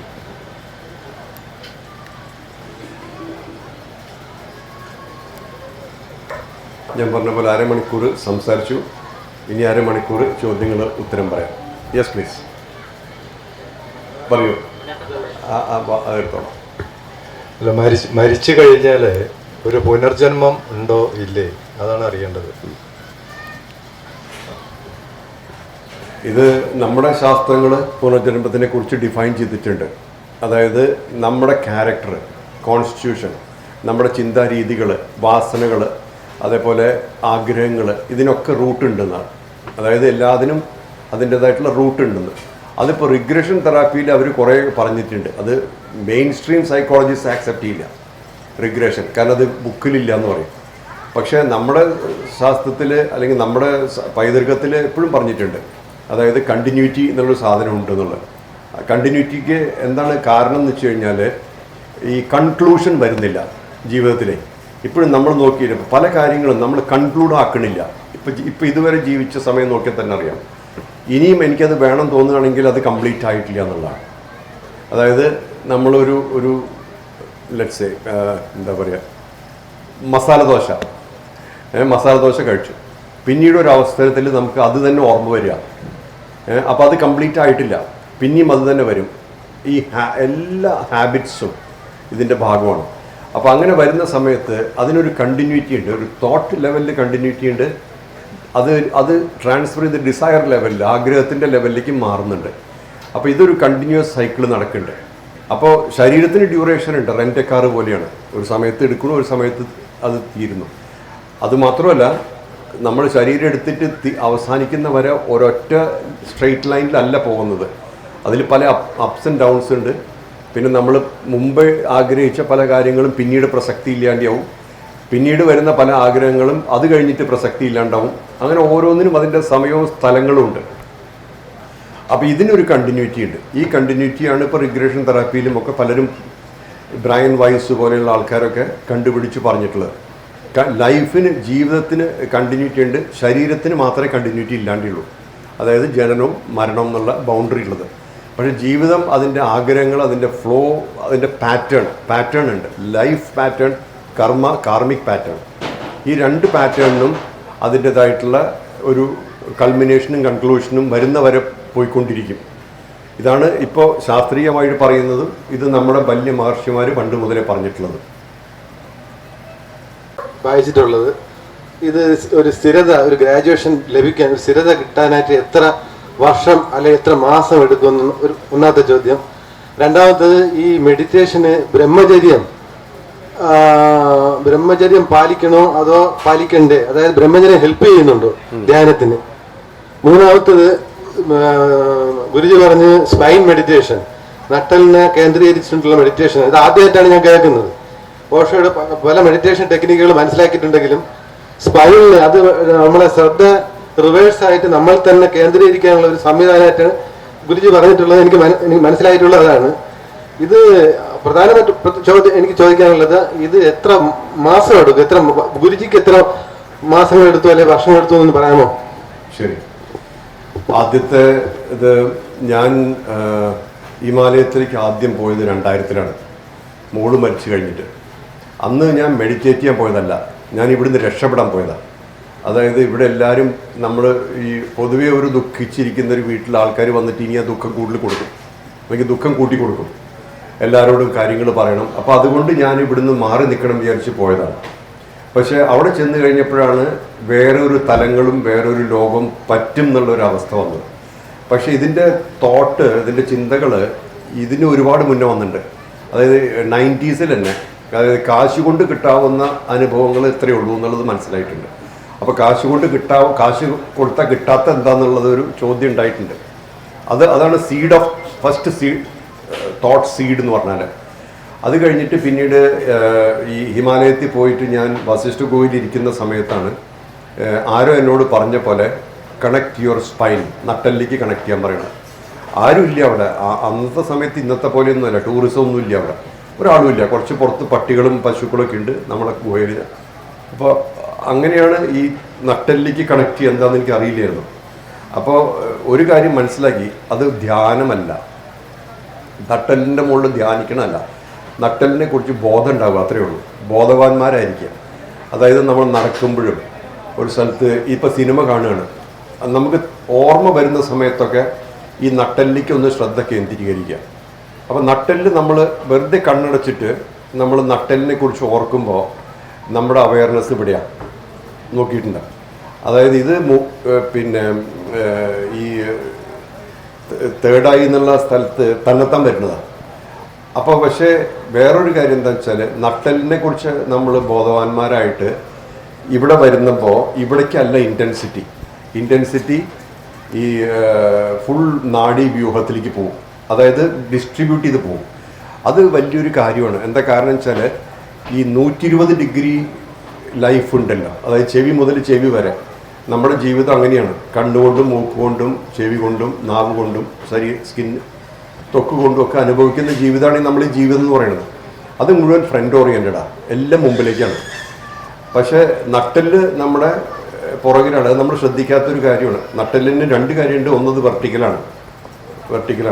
രണ്ടാമത്തെ എന്താണെന്ന് വെച്ചാൽ, അത് നമ്മുടെ സ്റ്റെബിലിറ്റിയുടെ ഭാഗമാണ്. ഒരു വ്യക്തി എന്നുള്ള ലെവലിൽ സ്റ്റെബിലിറ്റിയുടെ ഭാഗമാണ്. അതെന്തോ ആയിക്കോട്ടെ, പക്ഷെ അവിടെ ശ്രദ്ധ കേന്ദ്രീകരിക്കുമ്പോൾ മുമ്പിലത്തെ ഈ ഫ്രണ്ട് ഓറിയൻറ്റഡ്നെസ് വ്യത്യാസം വരും. 120 ഡിഗ്രി എന്നുള്ളത് 360 ഡിഗ്രിയായി മാറും പതുക്കെ. അത് എത്ര സമയം എടുത്തു ചോദിക്കുകയാണെങ്കിൽ ഏകദേശം ഒരു 6 മാസം എടുത്തു. പക്ഷെ നമുക്കത് 100% 6 മാസം കൊണ്ട് ആവുമെന്ന് പറയാൻ പറ്റില്ല. ഞാൻ പ്രാക്ടീസ് ചെയ്യുന്ന എല്ലായ്പ്പോഴും ഞാൻ അന്ന് വർക്ക് ചെയ്യണ മാരിടൈം ഇൻഡസ്ട്രിയിൽ വർക്ക് ചെയ്യണം, ഷിപ്പിംഗ് ബിസിനസ്സിലാണ്. അപ്പോൾ അന്ന് എനിക്ക് ഏകദേശം ഒരു 7-8 മണിയാവും വീട്ടിലെത്താൻ. വൈകുന്നേരം കാലത്ത് ഒരു 9 മണിക്ക് 8 മണിക്ക് 9 മണിക്ക് പോയാൽ പിന്നെ ഏകദേശം 12 മണിക്കൂർ ജോലിയുണ്ട്. അപ്പം ഞാൻ പ്രാക്ടീസ് ചെയ്യുന്നത് രാവിലെ മാത്രമാണ്. അതായത് 2:30 എനിക്കും 12 മണിക്ക് കിടന്നാലും 2:30 എനിക്കും. അന്ന് ചെറിയ മുടി ഉണ്ടായിട്ടുള്ളൂ. അപ്പോൾ അപ്പം തന്നെ തല കുളിച്ചു കഴിഞ്ഞാൽ നമുക്ക് പിന്നെ കിടക്കാൻ തോന്നില്ല. അല്ലെങ്കിൽ നമുക്ക് തിരിച്ച് ബെഡിലേക്ക് പോകാനുള്ള ഒരു ടെൻഡൻസി വരും. അത് നമ്മുടെ മനസ്സ് അങ്ങനെയാണ്. 2:30 എനിക്ക് കുളിച്ചിട്ട് 3 മണിക്ക് മുതൽ ഞാൻ ഈ നട്ടെല്ലിനെ കുറിച്ച് ബോധവാനായിട്ടിരിക്കും. അത്രേ ഉള്ളൂ. മെഡിറ്റേറ്റ് എന്ന് പറഞ്ഞുകൂടാ, ധ്യാനമല്ല. ധ്യാനത്തിന് ഫോക്കസ് വേണം. അപ്പോൾ ഈ ഫോക്കസിൻ്റെ കൾട്ടിവേഷനാണ്. ഇത് മനനത്തിനോട് ചേർന്ന കാര്യമുള്ളൂ. മനനം എന്ന് പറഞ്ഞു കഴിഞ്ഞാൽ നമ്മൾ ചിന്തിക്കണം, അത് ചിന്തിക്കണില്ല. പക്ഷെ ബോധമുണ്ട്, നട്ടെല്ലിനുണ്ട്, നട്ടെല്ലിൻ്റെ ബോധം. അങ്ങനെ വരുന്ന സമയത്ത് ആദ്യം വരുന്ന മാറ്റങ്ങളെന്ന് വെച്ചാൽ ഞാനിവിടെ ഇരിക്കുന്നുണ്ട്. അപ്പോൾ എൻ്റെ ലോകം എൻ്റെ പുറത്തുണ്ട്, അതായത് ഔട്ട്സൈഡ് ഉണ്ട്, എൻ്റെ ചുറ്റുപാടിലുണ്ട്. അപ്പോൾ അവിടെ നടക്കുന്ന കാര്യങ്ങൾ എന്നെ ബാധിക്കുന്നുണ്ട്. ഇവിടെ ഞാൻ അതിനെക്കുറിച്ച് ബോധമുണ്ടല്ലോ, ഞാൻ ഇരിക്കുന്നു എന്നുള്ള ബോധമുണ്ട്, ചുറ്റും ലോകമുണ്ട് എന്നുള്ള ബോധമുണ്ട്, അത് ബാധിക്കുന്നുണ്ട് ബോധമുണ്ട്. ഇത് കുറേ കഴിഞ്ഞപ്പോൾ നമ്മൾ ഈ 120-360 ആവുമല്ലോ. അപ്പം നമ്മൾ സെൻറ്ററിലാവും. അപ്പോഴും വെർട്ടിക്കൽ തന്നെ സെൻറ്റർ. ഈ വെർട്ടിക്കലിൻ്റെ പ്രാധാന്യം എന്ന് പറഞ്ഞാൽ ഇന്നലെ ഇന്ന് നാളെ എന്നില്ല, ആകെ ഇതേ ഉള്ളൂ, ഒന്നാണ്. അങ്ങനെ നമ്മൾ ഇരിക്കുമ്പോൾ ഈ ഭാവിയും ഭൂതവും ഒന്നും ഇല്ലാത്ത അവസ്ഥയിലിരിക്കുമ്പോൾ പുറത്തെ ലോകം ശരിക്കും പുറത്താണ്. അപ്പം നമ്മൾ ഒരു ബബിളിൻ്റെ ഉള്ളിലിരിക്കുന്ന പ്രതീതിയാണ് അങ്ങനെ ഇരിക്കുമ്പോൾ. അങ്ങനെ എത്ര മണിക്കൂർ ഇരിക്കാം? അതെന്താണെന്ന് വെച്ച് കഴിഞ്ഞാൽ നമുക്ക് അങ്ങനെ പ്രത്യേകിച്ച് എഫേർട്ട് വേണ്ട. ആദ്യത്തെ എഫേർട്ട് എന്തെന്നാണ്, ഈ നട്ടെല്ലിനെ കുറിച്ചിട്ട് ഓർമ്മിക്കാൻ മാത്രമാണ്. ആ എഫേർട്ട് കുറച്ച് കഴിഞ്ഞിട്ട് അതൊരു അനുഭവമായി മാറുമ്പോഴോ പിന്നെ എഫേർട്ടില്ലാണ്ടായി. പിന്നെ നമ്മളവിടെ ഇരുന്ന് കഴിഞ്ഞാൽ നമ്മളിങ്ങനെ ഒരു ബബിളിനകത്താവും, പുറത്തെ ലോകം പുറത്താവും. പിന്നെ അതിൻ്റെ വേറെ ഡയമെൻഷൻസ് വരികയാണ്. എങ്ങനെ പുറത്തെ ലോകം വേറെ എവിടെയോ എന്നുള്ള ബോധവും. ഞാനിങ്ങനെ ഈ അന്തരീക്ഷത്തിൽ പാറി നടക്കണ പോലത്തെ, അതായത് ഈ ലോകവുമായിട്ട് ബന്ധമില്ല. അത് കഴിഞ്ഞിട്ട് നമ്മൾ പുറത്ത് വരുമ്പോൾ എനിക്ക് അനുഭവമുള്ളത്, അന്ന് ഞാൻ ജോലി എടുക്കുന്നുണ്ടല്ലോ ഷിപ്പിങ്ങിൽ, ഞാൻ എന്നെ തന്നെ ജോലി എടുക്കുന്നതായിട്ടാണ് കാണുന്നത്, അല്ലാണ്ട് ഞാൻ ജോലി എടുക്കണമെന്ന് തോന്നാറില്ല. അങ്ങനെ പല അവസ്ഥകളും ഉണ്ടായിട്ടുണ്ട്. അത് ഞാനിപ്പോൾ എക്സ്പ്ലെയിൻ ചെയ്യുന്നില്ല, കാരണം അത് പല തലങ്ങളുണ്ട് അതിന്. പിന്നെ ഇതിനൊന്നിനും ഇത്ര സമയം കൊണ്ടൊന്നും പറയാൻ പറ്റില്ല. അതിനും ഞാൻ പറഞ്ഞ കുറേ ഷിഫ്റ്റുകൾ ഉണ്ടായിട്ടുണ്ട്. അതിലൊരു ഷിഫ്റ്റാണ് ഞാൻ നേരത്തെ പറഞ്ഞത്, ഹിമാലയത്തിൽ പോകുന്നത് നിർത്തി ഞാൻ. കാരണം അവിടെ പോയിട്ട് അവിടെ ഹിമാലയം ഞാൻ ഇങ്ങോട്ട് കൊണ്ടുവരുന്നില്ലെങ്കിൽ പിന്നെ എന്തിനു പോകണു എന്നുള്ള ഇത് വന്നു. എവിടേക്കാണ് പോണത്, എന്തിനാണ് പോണത്, പിന്നെ ആർക്കാണ് എന്തെങ്കിലും നമുക്ക് തരാൻ പറ്റുക, ഇങ്ങനത്തെ ചോദ്യങ്ങളൊക്കെ വരും. കാരണം പ്രത്യേകിച്ച് ആർക്കും ഒന്നും തരാൻ പറ്റില്ല. നമ്മുടെ ഉള്ളിൽ നിന്ന് ഡിറൈവ് ചെയ്യുന്ന കാര്യങ്ങളാണ് ഈ അനുഭൂതികളും അനുഭവങ്ങളും. ഇത് അനുഭവിക്കുന്നത് നമ്മുടെ ഉള്ളിൽ തന്നെയാണ്. പുറത്തുനിന്ന് ഒരു വ്യക്തിക്ക് തരാൻ പറ്റില്ല. പുറത്തുനിന്ന് കിട്ടുന്ന കാര്യങ്ങൾക്ക് ശാശ്വതമല്ല. അപ്പോൾ ആ ലെവലിൽ നമ്മൾ വളരെ ക്ലിയർ ആയിരിക്കും. അതും കഴിഞ്ഞിട്ട് പിന്നെ കുറച്ച് കഴിഞ്ഞപ്പോൾ അതൊരു 2-2.5 കൊല്ലം കഴിഞ്ഞപ്പോൾ ഒരു ചിന്ത വന്നു, ഈ മോഹൻജി എന്നുള്ളൊരു സാധനത്തിൻ്റെ പ്രസക്തി എന്താണ്. അതൊരു ലോകത്തിന് വേണ്ടി പ്രൊജക്റ്റ് ചെയ്തിട്ടുള്ള ഒരു പേരും ഒരു രൂപവും ഒരു കാര്യമാണ്. അതിനൊരു കാര്യമുണ്ട്. കാരണം ലോകത്തിനെ ഐഡൻറ്റിഫൈ ചെയ്യാൻ വേണ്ടി മാത്രം, ലോകത്തിന് മനസ്സിലാക്കാൻ വേണ്ടി മാത്രം നമ്മൾ പ്രൊജക്റ്റ് ചെയ്യുന്ന ഒരു രൂപവും ഒരു നാമവും ഒരു ഭാവവും ഒക്കെയാണ്. അതിന് ശാശ്വതമായിട്ട് പ്രസക്തിയില്ല. ഇപ്പം ഞാൻ ഉറങ്ങിക്കിടക്കുമ്പോൾ എനിക്കതിന് പ്രസക്തിയില്ല. പിന്നെ ഞാൻ ഈ പുറത്തെ ലോകമായിട്ട് സംവദിക്കാത്ത അവസ്ഥയിലും എനിക്ക് പ്രസക്തിയില്ല. അപ്പോൾ അതിൻ്റെ വാല്യൂ തന്നെ അങ്ങോട്ട് പോയി. അതായത് ഒരു വ്യക്തി ഇപ്പം നമ്മളോട് നല്ലത് പറഞ്ഞാലും പിന്നീട് അല്ലെങ്കിൽ മോശം പറഞ്ഞാലും അതൊന്നും ഒരു വാല്യൂ ഇല്ലാണ്ടായി.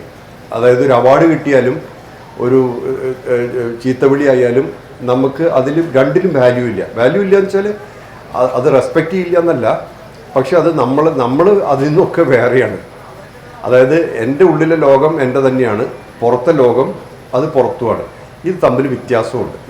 ആ ലോകത്തിൽ എനിക്ക് ഉള്ളിൽ കൊണ്ടുവന്നു കഴിഞ്ഞാൽ എനിക്ക് ബുദ്ധിമുട്ടുകളുണ്ട്. എന്നാൽ എൻ്റെ ഉള്ളിൽ ഒന്നും എം ടി ആയിട്ട് ഇരുന്നുകൊണ്ട് എനിക്ക് ഒരു ബുദ്ധിമുട്ടുമില്ല. ഞാൻ ആ ലോകത്തിന് എന്തിനും എൻ്റെ ഉള്ളിൽ കൊണ്ടുവരുന്നു. അപ്പം നമുക്ക് ആവശ്യമുള്ളത് മാത്രം ഇപ്പം നമ്മുടെ വീട്ടിലെ ലിവിങ് റൂമിൽ നമ്മളെല്ലാവരും വിളിച്ച് കയറ്റില്ലല്ലോ. നമ്മൾ ആരെയാണ് അവിടെ വരാൻ അനുവദിക്കുക? നമുക്ക് ഉറപ്പുള്ളവരെയും നമുക്ക് സ്നേഹമുള്ളവരെയും അല്ലെങ്കിൽ നമുക്ക് അറിയുന്നവരെയും. അല്ലാണ്ട് വെറുതെ ആരും വരില്ലല്ലോ. അപ്പോൾ അതേപോലെ നമ്മുടെ ഉള്ളിലെ സ്പേസിലും അനാവശ്യമായിട്ട് ഒരു ചിന്തയും ഒരു വികാരവും ഒരു വിചാരവും കയറി വരേണ്ട കാര്യമില്ല. പിന്നെ അങ്ങനെ വരുമ്പോൾ ആദ്യം അനുഭവിക്കുന്നത് വലിയ സ്വാതന്ത്ര്യമാണ്, ഒരു വലിയ ലെവലിൽ സ്വാതന്ത്ര്യം. ഞാൻ ചെയ്യുന്ന അത് കർത്തവ്യങ്ങളും കടമകളും പിന്നെ റെസ്പോൺസിബിലിറ്റീസ് ഒന്നും മാറ്റിയിട്ടല്ല, അതൊക്കെ നടക്കണം, അത് അതേപോലെ നടക്കണം. അതിനൊരു ധാർമ്മിക് ബേസ് ഉണ്ട്, ധർമ്മത്തിൻ്റെ ഒരു ബേസ് ഉണ്ട്, അതൊക്കെ നടക്കണം. ഇപ്പം നമ്മളൊരു പ്രോമിസ് ചെയ്ത് അത് കൊടുക്കുക, അതൊക്കെ വേണം, അത് സൊസൈറ്റിയുടെ ഭാഗമാണ്. പക്ഷെ ഇതിൽ ഞാനൊന്നുമില്ല അല്ലെങ്കിൽ ഞാനല്ല എന്നുണ്ടെങ്കിൽ നമ്മുടെ ഉള്ളിൽ ലോകം വേറെ തന്നെയാണ്, എംറ്റിയാണ്, 100% ശൂന്യമാണ്. അതിനകത്ത് പ്രത്യേകിച്ച് വികാരങ്ങളോ അല്ലെങ്കിൽ ചിന്തകളോ ഒന്നും ആവശ്യമില്ല. അതൊരു 5-6 കൊല്ലം കൊണ്ടൊക്കെ ആവണമെന്നാണ്, പതുക്കെ പതുക്കെ. അപ്പം ഇതിൽ ആദ്യത്തെ ലെവലിൽ വരുമ്പോൾ നമുക്ക് കൺഫ്യൂഷൻ കൂടും.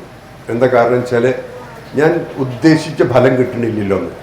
അപ്പോൾ അതിൽ എനിക്ക് പറയാനുള്ളത് ഉദ്ദേശിക്കേണ്ട കാര്യമില്ല എന്നുള്ളതാണ്. നമ്മളൊന്നും ഉദ്ദേശിക്കേണ്ട, നമ്മൾ ഇന്ന ഫലം കിട്ടണം വിചാരിച്ച് ചെയ്യാൻ പാടില്ല. അങ്ങനെ ചെയ്യുകയാണെങ്കിൽ എന്താ പ്രോബ്ലം, ചിലപ്പോൾ ആ ഫലം കിട്ടും, അത് കഴിഞ്ഞ് പിന്നെ ഒന്നും കിട്ടാണ്ടാവും. പക്ഷെ അതേ സമയത്തോ നമുക്ക് എന്താണ് ഫലം എന്ന് പോലും അറിയില്ല, എന്തിനു വേണ്ടിയാണ് ചെയ്യണമെന്നറിയില്ല, പക്ഷെ ചെയ്യുന്നുണ്ട്. അങ്ങനെ വരുന്ന സമയത്ത് നമ്മൾ പടിപടിയായിട്ട് നമ്മൾ ആ ഉള്ളിൽ കോൺഷ്യസ്നെസ്സിലേക്ക് ഇറങ്ങിപ്പോകും. എനിക്ക് ഈ പ്രാക്ടീസ് ചെയ്യുന്ന സമയത്തൊന്നും നിശബ്ദത എന്താണെന്നറിയില്ല. അതായത് ഈ പിന്നെ ചിന്തയില്ലാത്ത അവസ്ഥ, തോട്ട്ലെസ് സ്റ്റേറ്റ് അറിയില്ല എനിക്ക്. അത് മനസ്സിലാക്കി കഴിഞ്ഞപ്പോൾ പിന്നെ എനിക്ക് ആരോടൊന്നും പറയാനില്ലാണ്ട അവസ്ഥ വന്നു. അതായത് എന്താണ് തോട്ട്ലെസ് സ്റ്റേറ്റ് എന്ന് ആൾക്കാർ ചോദിക്കുമ്പോൾ അവർക്ക് പറഞ്ഞു തരാൻ പറ്റണില്ല അതിൻ്റെ അനുഭവം. അതിപ്പോൾ ഈ പഞ്ചസാര എങ്ങനെയാണ് മധുരം ചോദിക്കണ പോലെയാണ്. ആ മധുരം എത്ര എക്സ്പ്ലെയിൻ ചെയ്താലും ആൾക്കാർക്ക് മനസ്സിലാവില്ല, കുറച്ച് പഞ്ചസാര കൊടുത്തു കഴിഞ്ഞാൽ ആൾക്ക് മനസ്സിലാവും.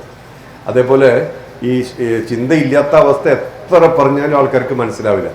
പക്ഷെ അത് അനുഭവിച്ചു കഴിഞ്ഞാലോ പിന്നെ ആരോടും പറയാനുമില്ല. അപ്പോൾ ആൾക്കാർ എൻ്റെ അടുത്ത് വന്നു തുടങ്ങിക്കഴിഞ്ഞപ്പോൾ എൻ്റെ ഏറ്റവും വലിയ ഡയലമ ഇതായിരുന്നു, ഞാൻ ഇവർക്ക് എന്ത് പറഞ്ഞു കൊടുക്കും, എനിക്കൊന്നും പറയാനില്ല. അപ്പോൾ ഇതേപോലത്തെ പല പല അനുഭവങ്ങളും ഉണ്ട്. അങ്ങനെ ഓരോ ലെവലിൽ വന്ന് പിന്നെ ഇപ്പം നമ്മളിപ്പോൾ ഇപ്പോൾ 6 കോണ്ടിനെൻറ്റിലുണ്ട് ലോകത്ത്. ഇതൊക്കെ തന്നെ വന്ന് ചേർന്ന അല്ലാണ്ട് ഇപ്പം എന്താ പറയുക, ഞാൻ ഉത്തരം തന്നില്ലേ? വേറെ എന്തെങ്കിലും വിട്ടിട്ടുണ്ടോ? ബ്രഹ്മചര്യം ഏറ്റവും കൂടുതൽ അത്യാവശ്യം നാച്ചുറാലിറ്റിയാണ്. നമ്മൾ ഈ ഭൗതികമായിട്ടുള്ള കാര്യങ്ങൾ, ബ്രഹ്മചര്യം അടക്കം ഭൗതികമായിട്ടുള്ള കാര്യങ്ങൾ ശ്രദ്ധിക്കുമ്പോൾ വേറെ കുറേ കാര്യങ്ങൾ ശ്രദ്ധ പോവാണ്ട് വരും. അപ്പോൾ എൻ്റെ ഒരു പ്രാക്ടീസിൽ ഞാൻ ഇതിനൊന്നിനും ബോധേഡായിരുന്നില്ല. അത് ഓരോ ചിന്തകൾ വരും, ഓരോ വിചാരങ്ങൾ വരും, വന്ന് പോവന്നെ പറ്റുള്ളൂ. കാരണം ഒരു ചിന്ത വരുന്നുണ്ടെങ്കിൽ ആ ചിന്തയ്ക്ക് ഉറവിടമുണ്ട്. എന്താണ് ഉറവിടം? ഒരു ഇംപ്രഷൻ, എവിടുന്നോ നമ്മൾ സമ്പാദിച്ചു വെച്ചിട്ടുള്ള ഒരു ഇംപ്രഷൻ ഉണ്ട്. അതായത് ഒരു കാര്യത്തിന് നമ്മൾ സൂക്ഷിച്ചു വെച്ചിട്ടുണ്ട്. ആ ഇംപ്രഷൻ ഉള്ളതുകൊണ്ടാണല്ലോ ആ ചിന്ത വരുന്നത്. അത് വന്നോട്ടെ, അത് എല്ലാവർക്കും ഉണ്ട്. നമുക്ക് നല്ല ചിന്തകൾ, ചീത്ത ചിന്തകൾ, വളരെ മോശം ചിന്തകളെന്നൊന്നും പറയാനില്ല, ഒക്കെ ചിന്തകൾ തന്നെ. പിന്നെ അത് നമ്മൾ എത്രയും കൂടുതൽ അതിൻ്റെ മുകളിൽ അനലൈസ് ചെയ്യണോ അതൊക്കെ അവിടെ നിൽക്കും, പോവില്ല. പിന്നെ ഒരു സംശയം, ഈ എനർജി, ഈ സെക്ഷൽ എനർജി ഈ ധ്യാനത്തിന് ഹെൽപ്പ് ചെയ്യുമെന്ന് കേട്ടിട്ടുണ്ട്. ഓഷോയൊക്കെ പറഞ്ഞ് കേട്ടിട്ടുണ്ട്. ഈ എനർജി നഷ്ടപ്പെടുത്താതിരിക്കുക, അതായത് പഴയ കാലത്തെ മുനിമാര് ബ്രഹ്മചര്യം പാലിച്ചിരുന്നു. അപ്പൊ ഈ എനർജി നഷ്ടം ഒഴിവാക്കുകയാണെങ്കിൽ അതും കൂടെ ഈ ധ്യാനത്തിന് ഹെൽപ്പ് ചെയ്യും, ധ്യാനത്തിന് മുമ്പോട്ട് വരാനായിട്ട്. അങ്ങനെ കേട്ടിട്ടുണ്ട്, വായിച്ചു കേട്ടിട്ടുള്ളതാണ്. ഗുരുജിയുടെ അഭിപ്രായം എന്താണെന്ന് അറിയാം. ഞാൻ പറയാം. അത് നോക്കൂ, ഈ സെക്ഷുവൽ എനർജി എന്തിനു വേണ്ടിയാണ് മനുഷ്യനുള്ളത്? അടുത്ത തലമുറയ്ക്ക് വേണ്ടി. അത് എടുത്ത് കളയാൻ പറ്റുമോ? പറ്റില്ല. അങ്ങനെ എടുത്ത് കളയുകയാണെങ്കിൽ ഇനി തലമുറ ഉണ്ടാവില്ല. അത് നമുക്ക് മാത്രമല്ല, എല്ലാ പക്ഷി മൃഗാദികൾക്കും ഈ എനർജി ഉണ്ട്, അതൊരു സത്യമാണ്.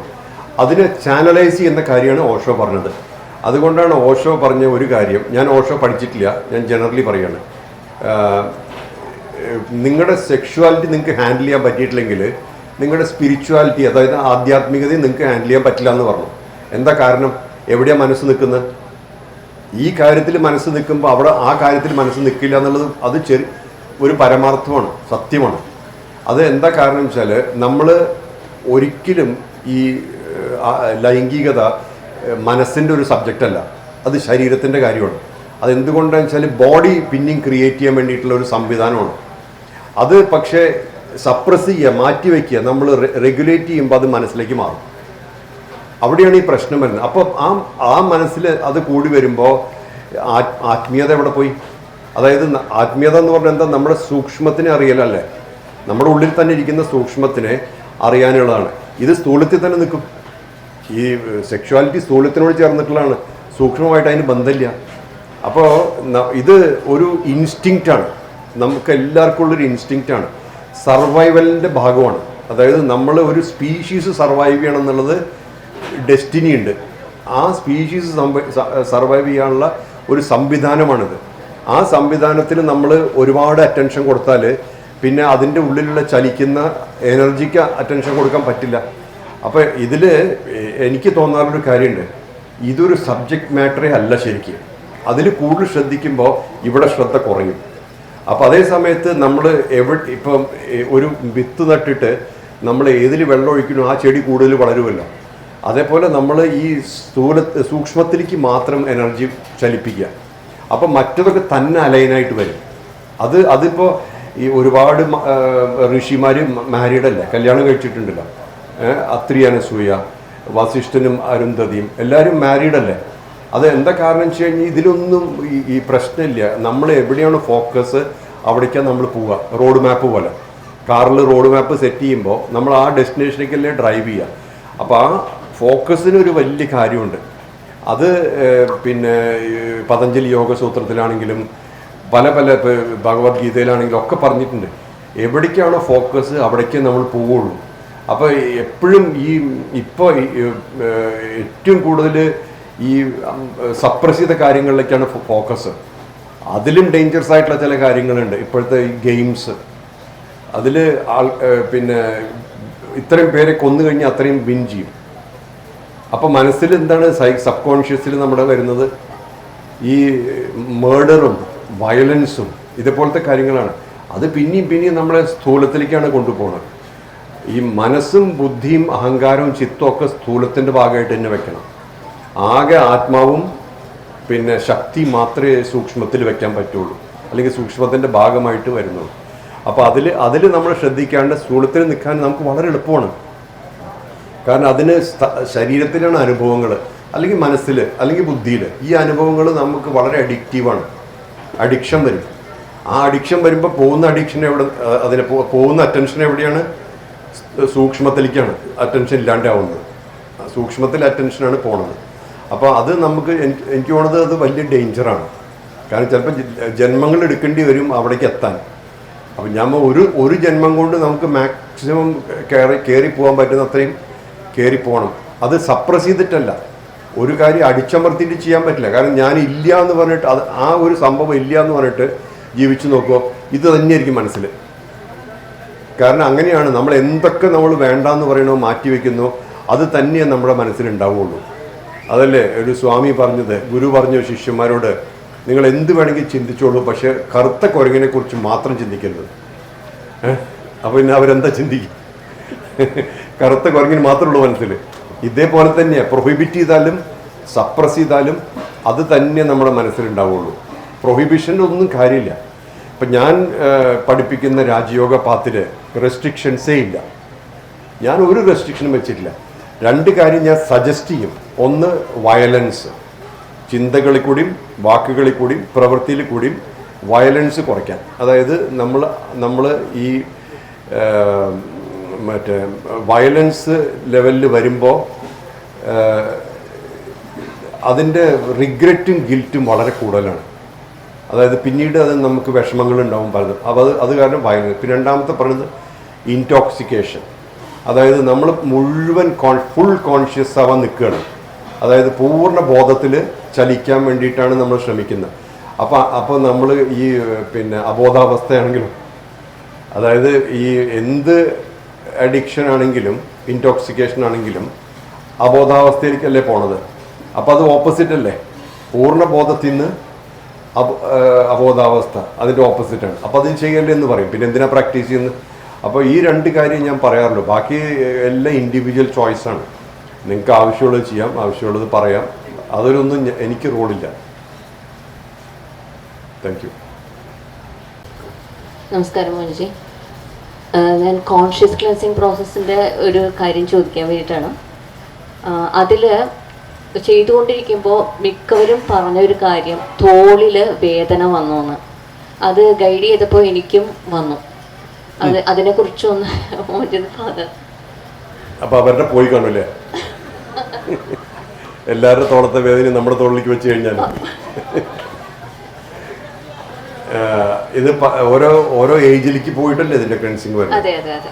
നമുക്ക് ഈ ഹെൽപ്ലെസ് ഏജസ് ഉണ്ട്. ഹെൽപ്ലെസ് എന്ന് പറഞ്ഞാൽ നമുക്ക് പ്രത്യേകിച്ച് ഗ്രിപ്പില്ലാത്ത സമയം, അതായത് നമ്മുടെ ബാല്യം, കൗമാരം, യൗവനത്തിൻ്റെ ഒരു ഭാഗം വരെ പലപ്പോഴും നമുക്ക് അതിൻ്റെ മുകളിൽ ഒരു പിടിയില്ല. എന്നുവെച്ചാൽ വല്ലവരുമാണ് നമ്മൾ, അല്ലെങ്കിൽ ഗാർഡിയനോ പാരൻസോ അവർ പറയുന്നത് കേട്ടിട്ടും അവരുടെ അഭിപ്രായപ്രകാരമാണ് ജീവിക്കുന്നത്. ആ സമയത്ത് നമ്മൾ പലതും അടിച്ചമർത്തും അല്ലെങ്കിൽ ഒളിച്ചു വയ്ക്കും. ഈ രണ്ട് കാര്യം ചെയ്യും നമ്മൾ. അതാണ് പിന്നീടുള്ള ലൈഫിൽ നമ്മുടെ ക്യാരക്ടറിനെയും നമ്മുടെ സ്വഭാവ രീതികളെയും ചിന്താരീതികളെയും അല്ലെങ്കിൽ ഭയത്തിനെയും പല കാര്യത്തിൻ്റെയും സോഴ്സ് അവിടെയാണ്. അപ്പം നമ്മൾ ആ ഏജിലേക്ക് പോയിട്ട് തന്നെ അത് സോർട്ട് ഔട്ട് ചെയ്യണം. അത് സോർട്ടിങ് ഔട്ട് എന്ന് പറഞ്ഞാൽ സിമ്പിൾ ഫോർഗീവ് ആൻഡ് ഫോർഗെറ്റ് എന്നുള്ളതാണ്. അതായത് അതിനെ അഡ്രസ്സ് ചെയ്യുക, അതായിട്ട് താതാത്മ്യം വരിക, അത് വന്നു, സംഭവിച്ചു, കഴിഞ്ഞു, ഇനി അത് നമ്മുടെ കയ്യിലില്ല എന്നുള്ള ലെവലിലേക്ക് കൊണ്ടുപോകാം. ഇതാണ് ഫോർഗീവ് ആൻഡ് ഫോർഗെറ്റ് എന്നുള്ള ലെവലിലേക്ക് പോകണേ. അതിന് ഇഫക്റ്റ് ഉണ്ടാവും. അപ്പം എന്താണ് ശരീരത്തിൽ പലപ്പോഴും വേദന വരുന്നത്? കാരണം ആ വേദന ആ സമയത്ത് വന്നിട്ടുണ്ടാവും. ഒന്ന്. രണ്ടാമത്തെ കാര്യം, നമ്മളൊരു കാര്യം ഒരു സ്ഥലത്ത് നിന്ന് എടുത്ത് കളയാൻ ഉദ്ദേശിക്കുക വിചാരിക്കുക. ഇപ്പോൾ ഒരു ഡോക്ടർ ഒരു സർജറി ചെയ്യുകയാണെങ്കിൽ ആ പ്രോബ്ലം പോയിട്ടുണ്ടാവും, പക്ഷെ വേദന കുറച്ച് നേരം ഉണ്ടാവും. ഇതേപോലെ നമ്മളിതൊരു ഒരു സർജറി പോലെയാണ്, revisiting another time from our life. അതായത് നമ്മുടെ തന്നെ ജീവിതത്തിൻ്റെ വേറൊരു സമയത്തിലേക്ക് നമ്മൾ ഇറങ്ങി ചെന്നിട്ട് അവിടെ ഓരോ കാര്യങ്ങൾ സോർട്ട് ഔട്ട് ചെയ്യാണ്. അത് സോർട്ട് ഔട്ട് ചെയ്ത് കഴിയുമ്പോൾ അതിൻ്റെതായിട്ടുള്ള ഫീലിങ്ങും വേദനയും ഉണ്ടാവും, പക്ഷെ റിലീഫും ഉണ്ടാവും, ഇല്ലേ? ആ റിലീഫ് ഉണ്ടാവണം. എന്താ വെച്ചാൽ ഇത് ഒഴിഞ്ഞു പോയല്ലോ എന്നുള്ള ഒരു ബാധ ഒഴിഞ്ഞ പോലെ, അങ്ങനെയുള്ള ഒരു ലെവലിൽ അത് റിലീഫ് ഉണ്ടാവും. അപ്പോൾ ഇത് നടക്കണ്ടല്ലോ, അല്ല വർക്ക് ചെയ്യുന്നർത്ഥം. ഒരു ചോദ്യം കൂടെ.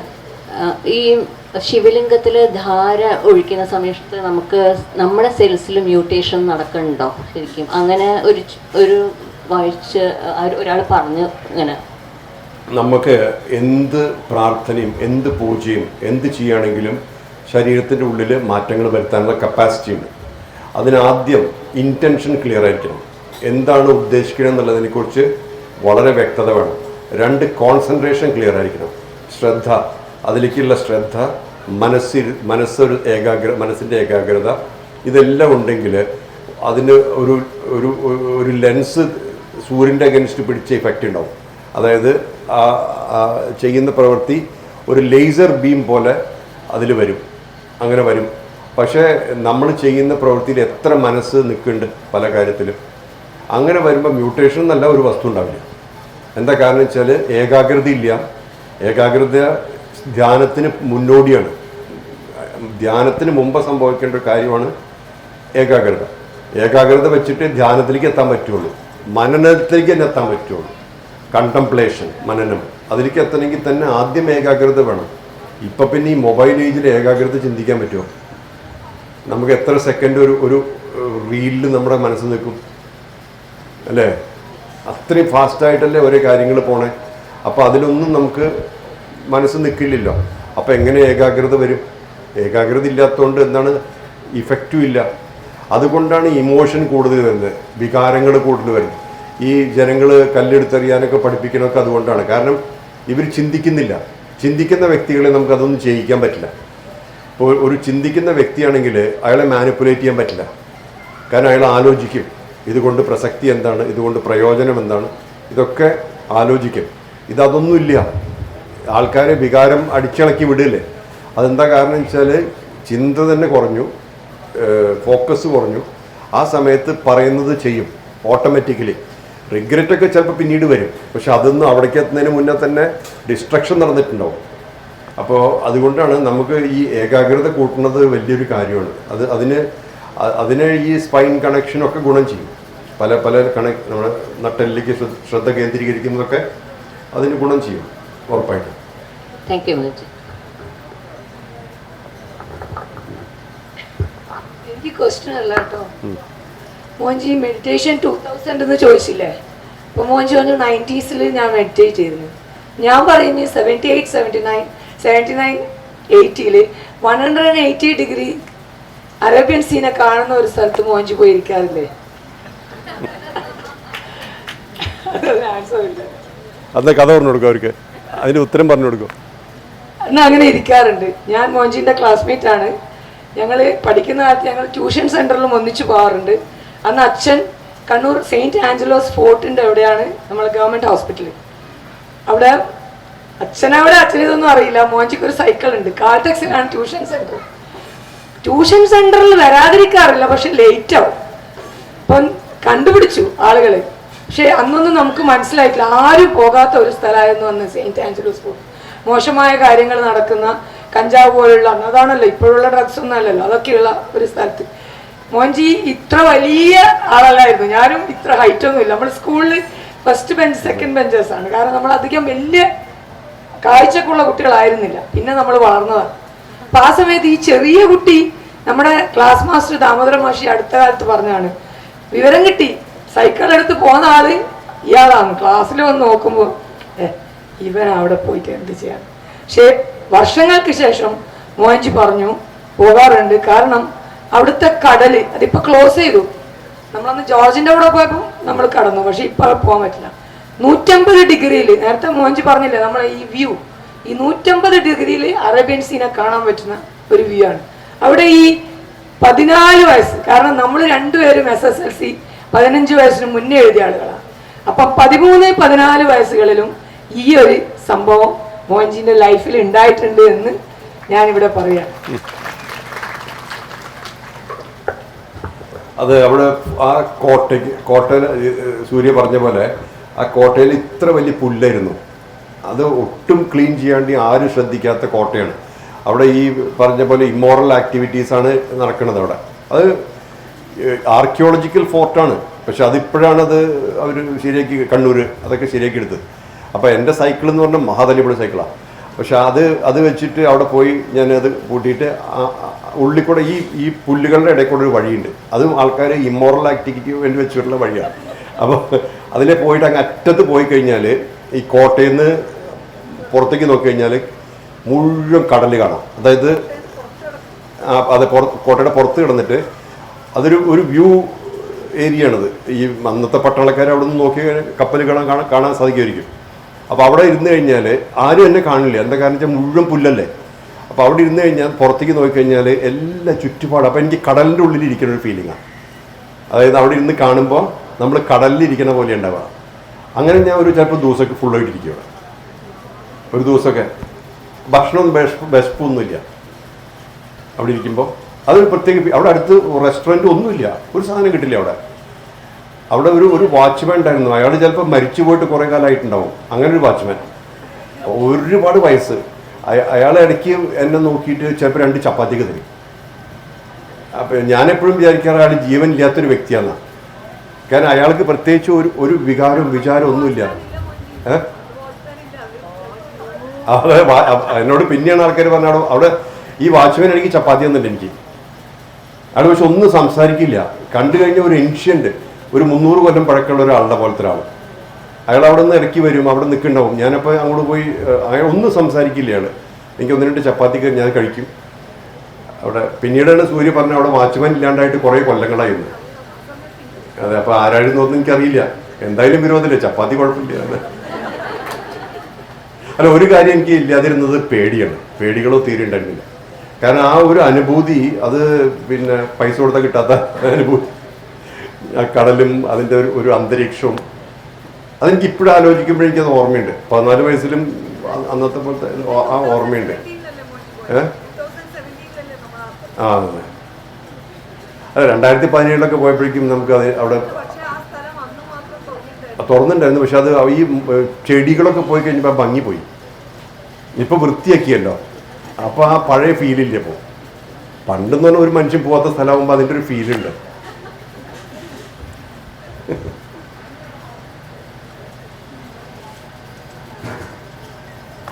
Namaskaram, Mohanji. And thank you Mohanji. എന്താ വെച്ചാൽ ഇന്ന് മുകുന്ദ് എൻ്റെ മോൻ വന്നിട്ടില്ല, പക്ഷെ അവൻ പറയാൻ പറഞ്ഞു മോഹൻജിനോട്. കാരണം അവൻ്റെ ഒരുപാട് കഷ്ടപ്പെട്ട സമയത്ത് മോഹൻജി കൂടെ ഉണ്ടായിരുന്നു. ആൻഡ് എനിക്കും ആദ്യമായിട്ടാണ് എൻ്റെ ഹസ്ബൻഡ് ഒരു എതിർപ്പ് പറയാതെ ഇങ്ങനെ മോഹൻജി ഇന്ന് മീറ്റ് ചെയ്യാൻ അയച്ചത്. ഒരുപാട് സന്തോഷമുണ്ട്. എൻ്റെ ക്വസ്റ്റ്യൻ എന്താ വെച്ചാൽ കുട്ടികൾക്കാണെങ്കിലും ഇപ്പോൾ വലിയവർക്കാണെങ്കിലും ഒരുപാട് ഇൻഫർമേഷൻ ഓവർലോഡ്. ഇപ്പം നമ്മൾ യൂട്യൂബ് എടുത്താലും എന്താ അവർക്ക് വേണ്ടതും വേണ്ടാത്തതുമാണ് അതിൽ വരുന്നത്. എത്ര സമയം സ്പെൻഡ് ചെയ്യുന്നതെന്ന് തന്നെ അവർക്ക് തീരെ നിശ്ചയമില്ല. അപ്പോൾ അതിൽ നിന്നൊന്ന് അവരെ എങ്ങനെയാണ് പുറത്ത് കൊണ്ടുവരിക, അത് ഫോക്കസ് കൂട്ടാൻ എന്താ നമ്മൾ ചെയ്യുക. ആൻഡ് പിന്നെ ഒന്ന് ഒരുപാട് നമ്മൾ ദേഷ്യപ്പെട്ട് അവരെ ശാസിച്ചാലും അവർക്ക് പറ്റില്ല, ഒരുപാട് നമ്മൾ സോഫ്റ്റ് ആയാലും പ്രോബ്ലം. സോ ഇതൊരു എങ്ങനെയാ ബാലൻസ് ചെയ്യുക? രണ്ട് കാര്യം, അതായത് നമ്മുടെ ഫോക്കസ് ഇപ്പോൾ ഈ പറഞ്ഞ പോലെ മനസ്സിനെ വെറുതെ ഇരുത്താൻ പറ്റില്ല. മനസ്സ് വെറുതെ ഇരിക്കില്ലല്ലോ, എന്തെങ്കിലും വേണം. അപ്പോൾ എന്ത് ഫോക്കസ് ചെയ്യണമെന്ന് വെച്ചാൽ പരോപകാരമായിട്ടുള്ള കാര്യങ്ങളിലേക്ക് ഫോക്കസ് ചെയ്യുക, അവരും കൂടെ ചേർത്ത് പണിയെടുക്കുക. അതായത് നമുക്ക് ഇപ്പം മോഹൻജി ഫൗണ്ടേഷൻ്റെ അമ്മു കെയറിൻ്റെ ആക്ടിവിറ്റി എത്രയോ രാജ്യത്ത് 31 രാജ്യത്തുണ്ട്. അപ്പോൾ അതിലൊക്കെ പങ്കെടുക്കുന്ന കുറേ പേര് യൂത്താണ്, ചെറുപ്പക്കാരാണ്. അവർക്ക് അങ്ങനെ ഫോക്കസ് വരുമ്പോൾ അവർ ചാനലൈസ് ചെയ്ത് പോകുന്നുണ്ട്. നമ്മൾ ഈ ഓവർട്ട്ലി പ്രൊട്ടക്റ്റീവായിട്ട് കുട്ടികളെ ഒന്നിനും ഇടപെടുത്തില്ല. അതാണ് ഈ വേറെ എവിടേക്കെങ്കിലും മനസ്സ് പോകുന്നത്, ഡ്രഗ്സിലോ വേറെ അഡിക്ഷനില്ല. മൊബൈൽ ഫോൺ അഡിക്ഷനാണ് ഏറ്റവും വലിയ അഡിക്ഷൻ. അത് ആർക്കും അറിയാനും പറ്റില്ല. മൊബൈൽ ഫോൺ അഡിക്ഷൻ ഉണ്ട്, അത് മുതിർന്നവർക്കും കുട്ടികൾക്കും ഒരേപോലെയുണ്ട്. അത് പക്ഷേ നമുക്ക് അത്ര പെട്ടെന്ന് അറിയാൻ പറ്റില്ല, അതൊരു അഡിക്ഷനായിട്ട് അറിയാൻ പറ്റില്ല. അതൊരു നാച്ചുറൽ കാര്യമായിട്ട് തോന്നുള്ളൂ. പക്ഷേ ഏറ്റവും വലിയ അഡിക്ഷനാണ്. കാരണം അതില്ലാത്ത അവസ്ഥയിൽ നമുക്ക് വല്ലാണ്ട് ആദി വരും, ആദി ഉണ്ടാവും. അപ്പോൾ ഒന്നത്. രണ്ടാമത്തത് ഫിസിക്കൽ ആക്ടിവിറ്റി. ഇപ്പം ഞാനൊക്കെ ആ സമയത്തൊക്കെ ഇപ്പോൾ ഈ സൂര്യ പറയുന്ന സമയത്തൊക്കെ ഞാൻ വളരെ ഫിസിക്കലി ആക്റ്റീവായിരുന്നു. അതായത് അന്ന് പിന്നെ ഇത്രയും കാര്യങ്ങളും ഗാഡ്ജറ്റ്സും ഒന്നും ഇല്ലെങ്കിലും പക്ഷെ ആ ഫിസിക്കൽ ആക്ടിവിറ്റി ആ സമയത്ത് അത് മോൾഡ് ചെയ്തിട്ടുണ്ട് എന്നെ ഉറപ്പായിട്ടും. നമ്മൾ മിസ്റ്റേക്സും തെറ്റുകളൊക്കെ എല്ലാവരും ചെയ്യുക, അതിൽ ഫോക്കസ് ചെയ്തിരിക്കുക. പല പല മിസ്റ്റേക്സ് ഉണ്ടായിട്ടുണ്ടാവും ജീവിതത്തിൽ, അതിൽ ഫോക്കസ് ചെയ്താൽ നല്ല കാര്യങ്ങൾ അറിയാണ്ടിരിക്കും. അപ്പോൾ കുട്ടികൾ എന്തെങ്കിലുമൊക്കെ തെറ്റ് ചെയ്തു പറഞ്ഞാൽ അത് ഹൈലൈറ്റ് ചെയ്യാൻ നിൽക്കണ്ട, എന്നിട്ട് അവർ ചാനലൈസ് ചെയ്യുക. അതായത് ഫിസിക്കൽ ആക്ടിവിറ്റി, നല്ല ഗെയിംസോ സ്പോർട്സോ അതേപോലത്തെ ആക്ടിവിറ്റി, മൗണ്ടനിയറിങ് എന്തെങ്കിലുമൊക്കെ. അതേ സമയത്ത് ഈ പരോപകാരമായിട്ടുള്ള കാര്യങ്ങൾ, സെൽഫ്ലെസ് സർവീസിൻ്റെ കാര്യങ്ങളും ചേർത്ത് വെച്ച് കഴിഞ്ഞാൽ കുറേ വ്യത്യാസം വരും. അത് പ്രൂവ് ചെയ്തിട്ടുള്ളതാണ്.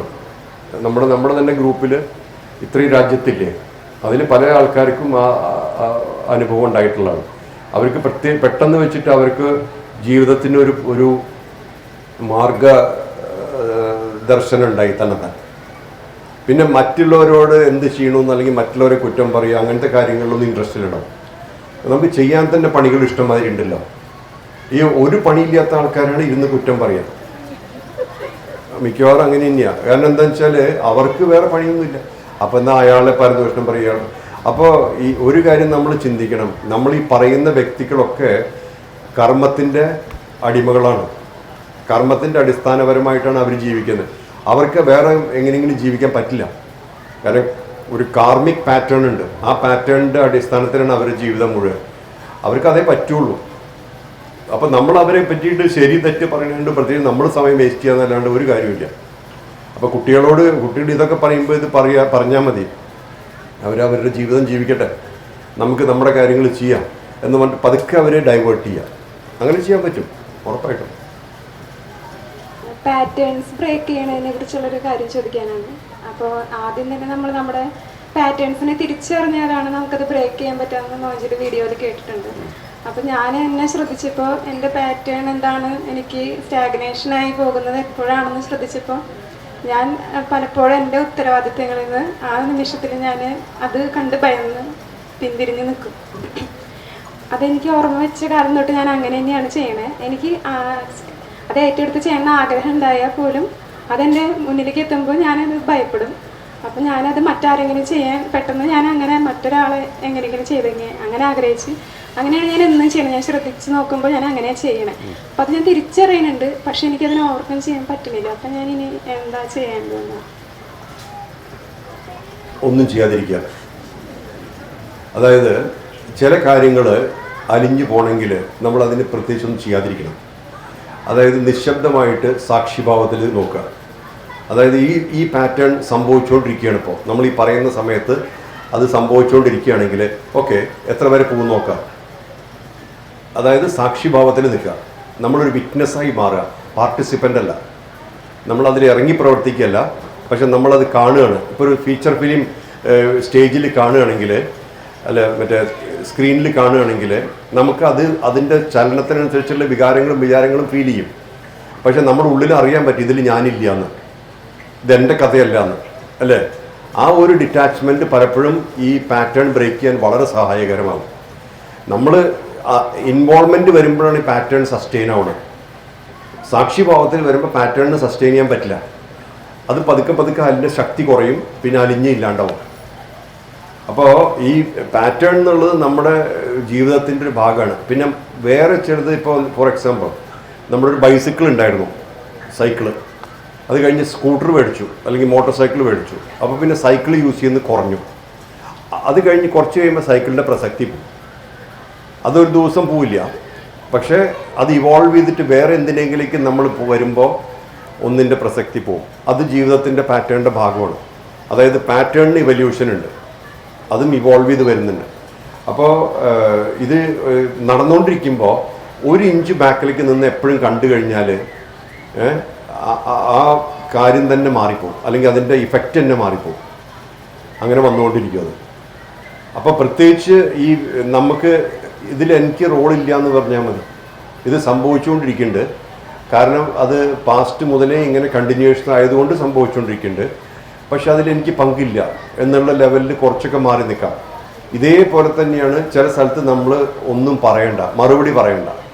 അതായത് ചില ചോദ്യങ്ങൾക്ക് ഉത്തരം പറയണ്ട. എന്താ കാരണം വെച്ചാൽ ആ ചോദ്യം ഈഗോ ബേസ്ഡ് ആണ് വിചാരിക്കുക. അവരെന്തെങ്കിലും പ്രൂവ് ചെയ്യാൻ ശ്രമിക്കുകയാണ്. ഏറ്റവും നല്ല ആൻസർ സൈലൻസ് ആണ്. കാരണം പിന്നെ അതിലേക്ക് പിന്നെ ഒന്നും ഡിസ്കസ് ചെയ്യാനില്ല. ഇതേപോലെ തന്നെയാണ് ചില ചെയ്യേണ്ടാത്ത കാര്യങ്ങളിൽ നമ്മൾ സാക്ഷിഭാവത്തിൽ നിൽക്കുന്നത്. അതായത് വിറ്റ്നസ് ഹുഡ് പ്രാക്ടീസ് ചെയ്യുന്നതും അത് വളരെ പവർഫുള്ളാണ്. ഈ പാറ്റേൺ അങ്ങനെ ബ്രേക്ക് ചെയ്യാൻ എളുപ്പമല്ല. കാരണം വെച്ചാൽ ഇനിയിപ്പോൾ ബ്രേക്ക് ചെയ്തു എന്ന് തന്നെ കൂട്ടുക, ചിലപ്പോൾ അത് കുറച്ച് കഴിഞ്ഞ് തിരിച്ചും വരും. എന്താ കാരണം വെച്ചാൽ അതിൻ്റെ ബാക്കിൽ ഒരു ഹാബിറ്റ് ഉണ്ട്, ഹാബിറ്റ് ഇരിക്കുന്നുണ്ടല്ലോ. അതുകൊണ്ടാണ് ഈ പാറ്റേൺ മടങ്ങി വരുന്നത് അല്ലെങ്കിൽ സസ്റ്റെയിൻ ചെയ്യുന്നത്. ഈ ഹാബിറ്റ് ഉള്ളിടത്തോളം അത് തിരിച്ചു വരാൻ ചാൻസ് ഉണ്ട്.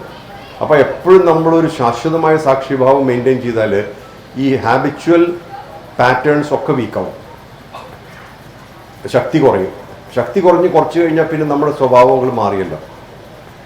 വേറൊരു പ്രശ്നമാണ് എക്സ്പെക്റ്റേഷൻ, പ്രതീക്ഷകൾ. നമ്മളത് ഒരു കാര്യം പ്രതീക്ഷിക്കണു, ഞാൻ ഇന്നത് ചെയ്യണു, അതിൻ്റെ ഇത് പ്രതീക്ഷിക്കണു. അങ്ങനെ പ്രതീക്ഷ വരുമ്പോൾ തന്നെ ഓട്ടോമാറ്റിക്കലി പാറ്റേൺസ് സ്ട്രോങ് ആവും.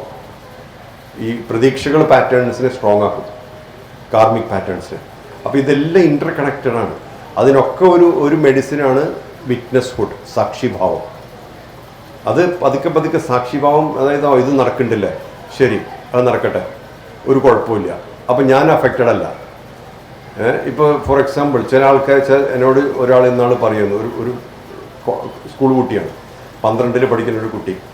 ആൾക്കാർ അയാളെ കാണുമ്പോൾ എപ്പോഴും തമാശ ആവുന്നു, അതായത് തമാശ പറയണം, അതിന് വെച്ചാൽ റിഡിക്യൂൾ ചെയ്യണമെന്നർത്ഥം. അപ്പം ഞാൻ പറഞ്ഞു അത് എങ്ങനെ തനിക്ക് ബാധിക്കണമെന്ന് ചോദിച്ചു. അപ്പോൾ പറഞ്ഞു എനിക്ക് അന്ന് മുഴുവൻ മൂഡ് ഔട്ടാണ്. അപ്പോൾ ഞാൻ പറഞ്ഞു ഇതാണ് തൻ്റെ പാറ്റേൺ. അതായത് ആൾക്കാർക്ക് അങ്ങനെ പറയാൻ തോന്നുന്നുണ്ടെങ്കിൽ അയാൾ പ്രൊജക്റ്റ് ചെയ്യുന്ന ഒരു മെസ്സേജ് ഉണ്ട്, ഏത് ഇയാളതിന് പാകാന്ന്, അതായത് ആൾക്കാർക്ക് കളിയാക്കാൻ പാകമാണെന്നുള്ളൊരു മെസ്സേജ് പ്രൊജക്റ്റ് ചെയ്യുന്നതുകൊണ്ടാണല്ലോ ഇങ്ങനെ റിപ്പീറ്റഡ്ലി ആൾക്കാർ കളിയാക്കുന്നത്. അപ്പം ഞാൻ പറഞ്ഞു തനിക്ക് ഇത് കേട്ടിട്ട് ചിരിക്കാൻ പറ്റുമോ ചോദിച്ചു. എങ്ങനെ ചിരിക്കണം, എനിക്ക് ദേഷ്യം വരുന്നു. ഞാൻ പറഞ്ഞു ദേഷ്യം വരുന്ന പോട്ടെ, ഒന്നും ചിരിക്കുമോ അവർ പറയുമ്പോൾ. അങ്ങനെയാണ് ഒരാഴ്ച കഴിഞ്ഞപ്പോൾ എന്നോട് പറഞ്ഞു ആൾക്കാർ പറയണില്ല ഇപ്പോൾ.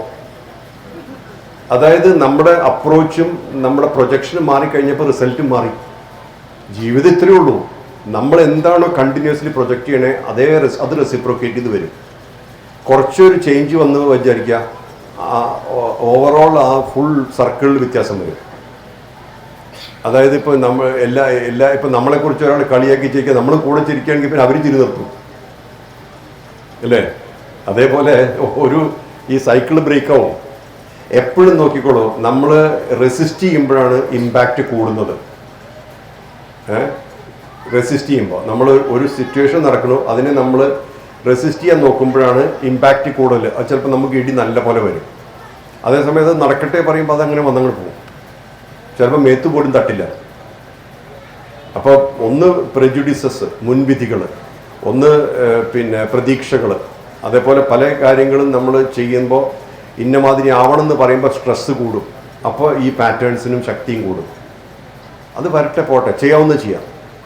നമ്മൾ ചെയ്യാവുന്ന കടമ നമ്മുടെ മാക്സിമം നല്ല എഫേർട്ടിൽ, കോൺസെൻട്രേഷനിൽ, ഫോക്കസിൽ ചെയ്യാം. ബാക്കി തന്നെ നടക്കട്ടെ. ക്ലിയർ ആയോ? വേറെ ഉണ്ടോ? ഓക്കെ. നമസ്കാരം ഗുരുജി.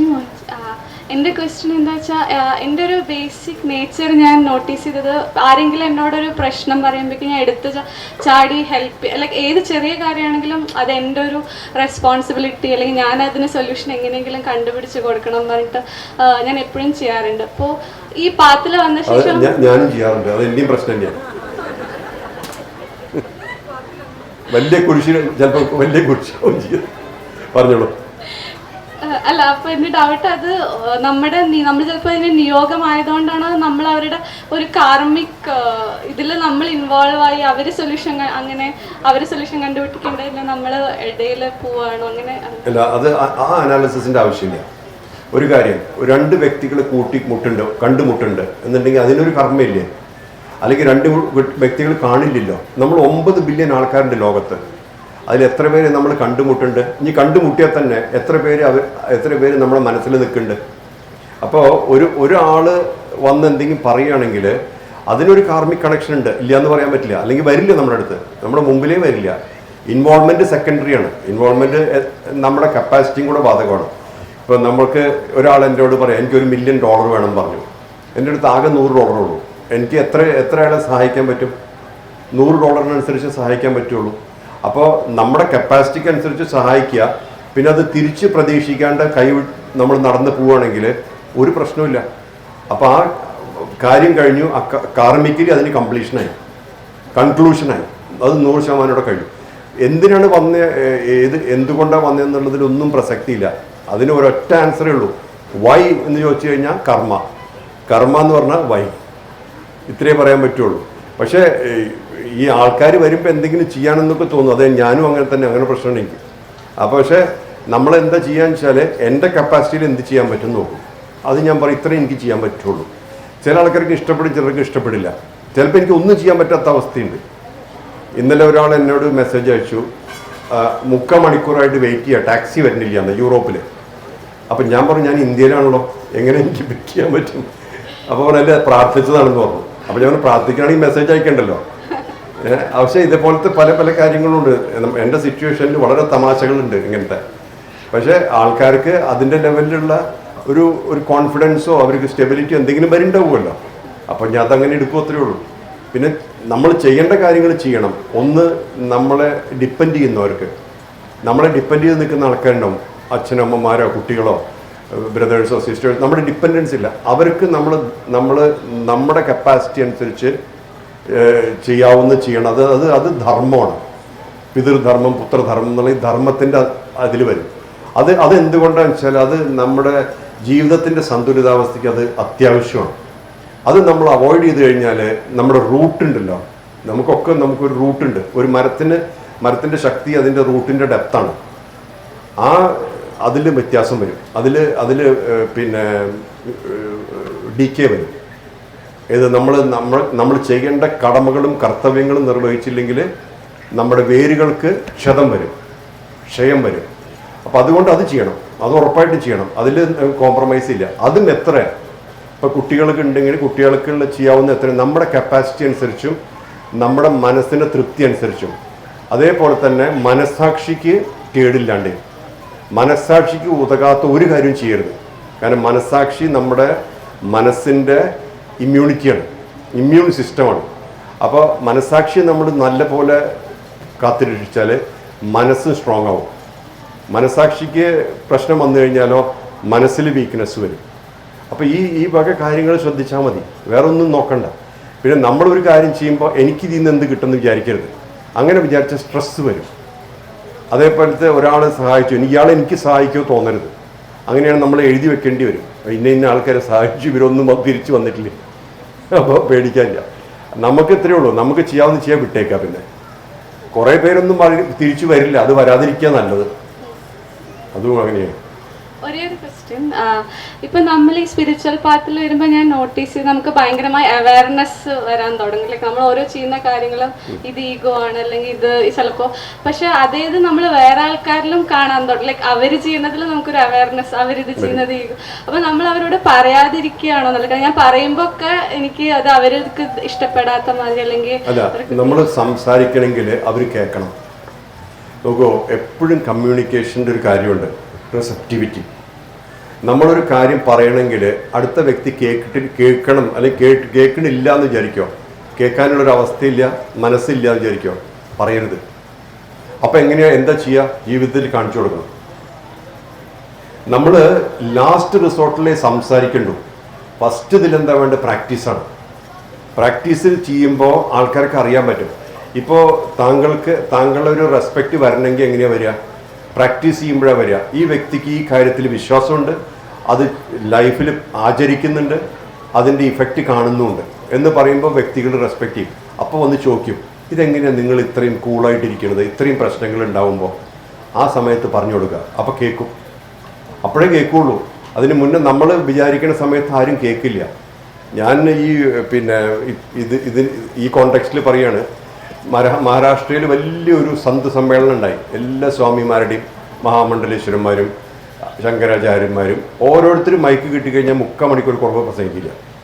ഭയങ്കരമായി ഹിന്ദിയും സംസ്കൃതം അടിച്ച് കലക്കി പരത്തി. അവിടെ 500-600 പേര് ഓഡിയൻസും ഉണ്ട്. അതൊക്കെയും കേട്ടു. അപ്പോൾ അവസാനം കുറേ കഴിഞ്ഞപ്പോൾ എനിക്ക് മൈക്ക് കിട്ടി. അപ്പോൾ ഞാൻ എനിക്ക് വന്നിട്ട് പറഞ്ഞു, നിങ്ങളൊക്കെ പ്രസംഗിച്ചത് വലിയ കാര്യങ്ങളാണ്, സത്യങ്ങളാണ്, ഇതൊക്കെ എല്ലാവരും അറിയേണ്ടതാണ്. പക്ഷെ എത്ര പേര് ഇത് കേട്ടു? ഞാൻ ഈ ഓഡിയൻസിനെ കാണുമ്പോൾ അധികം പേര് മൊബൈൽ ഫോണാണ് നോക്കണം. അതായത് ഈ 45 മിനിറ്റ് പ്രസംഗിച്ചത് അവർക്ക് വേണ്ടിയാണ്, നിങ്ങളുടെ സമാധാനത്തിന് വേണ്ടിയാണ്, അല്ലാണ്ട് അവരാരും കേട്ടിട്ടൊന്നുമില്ല.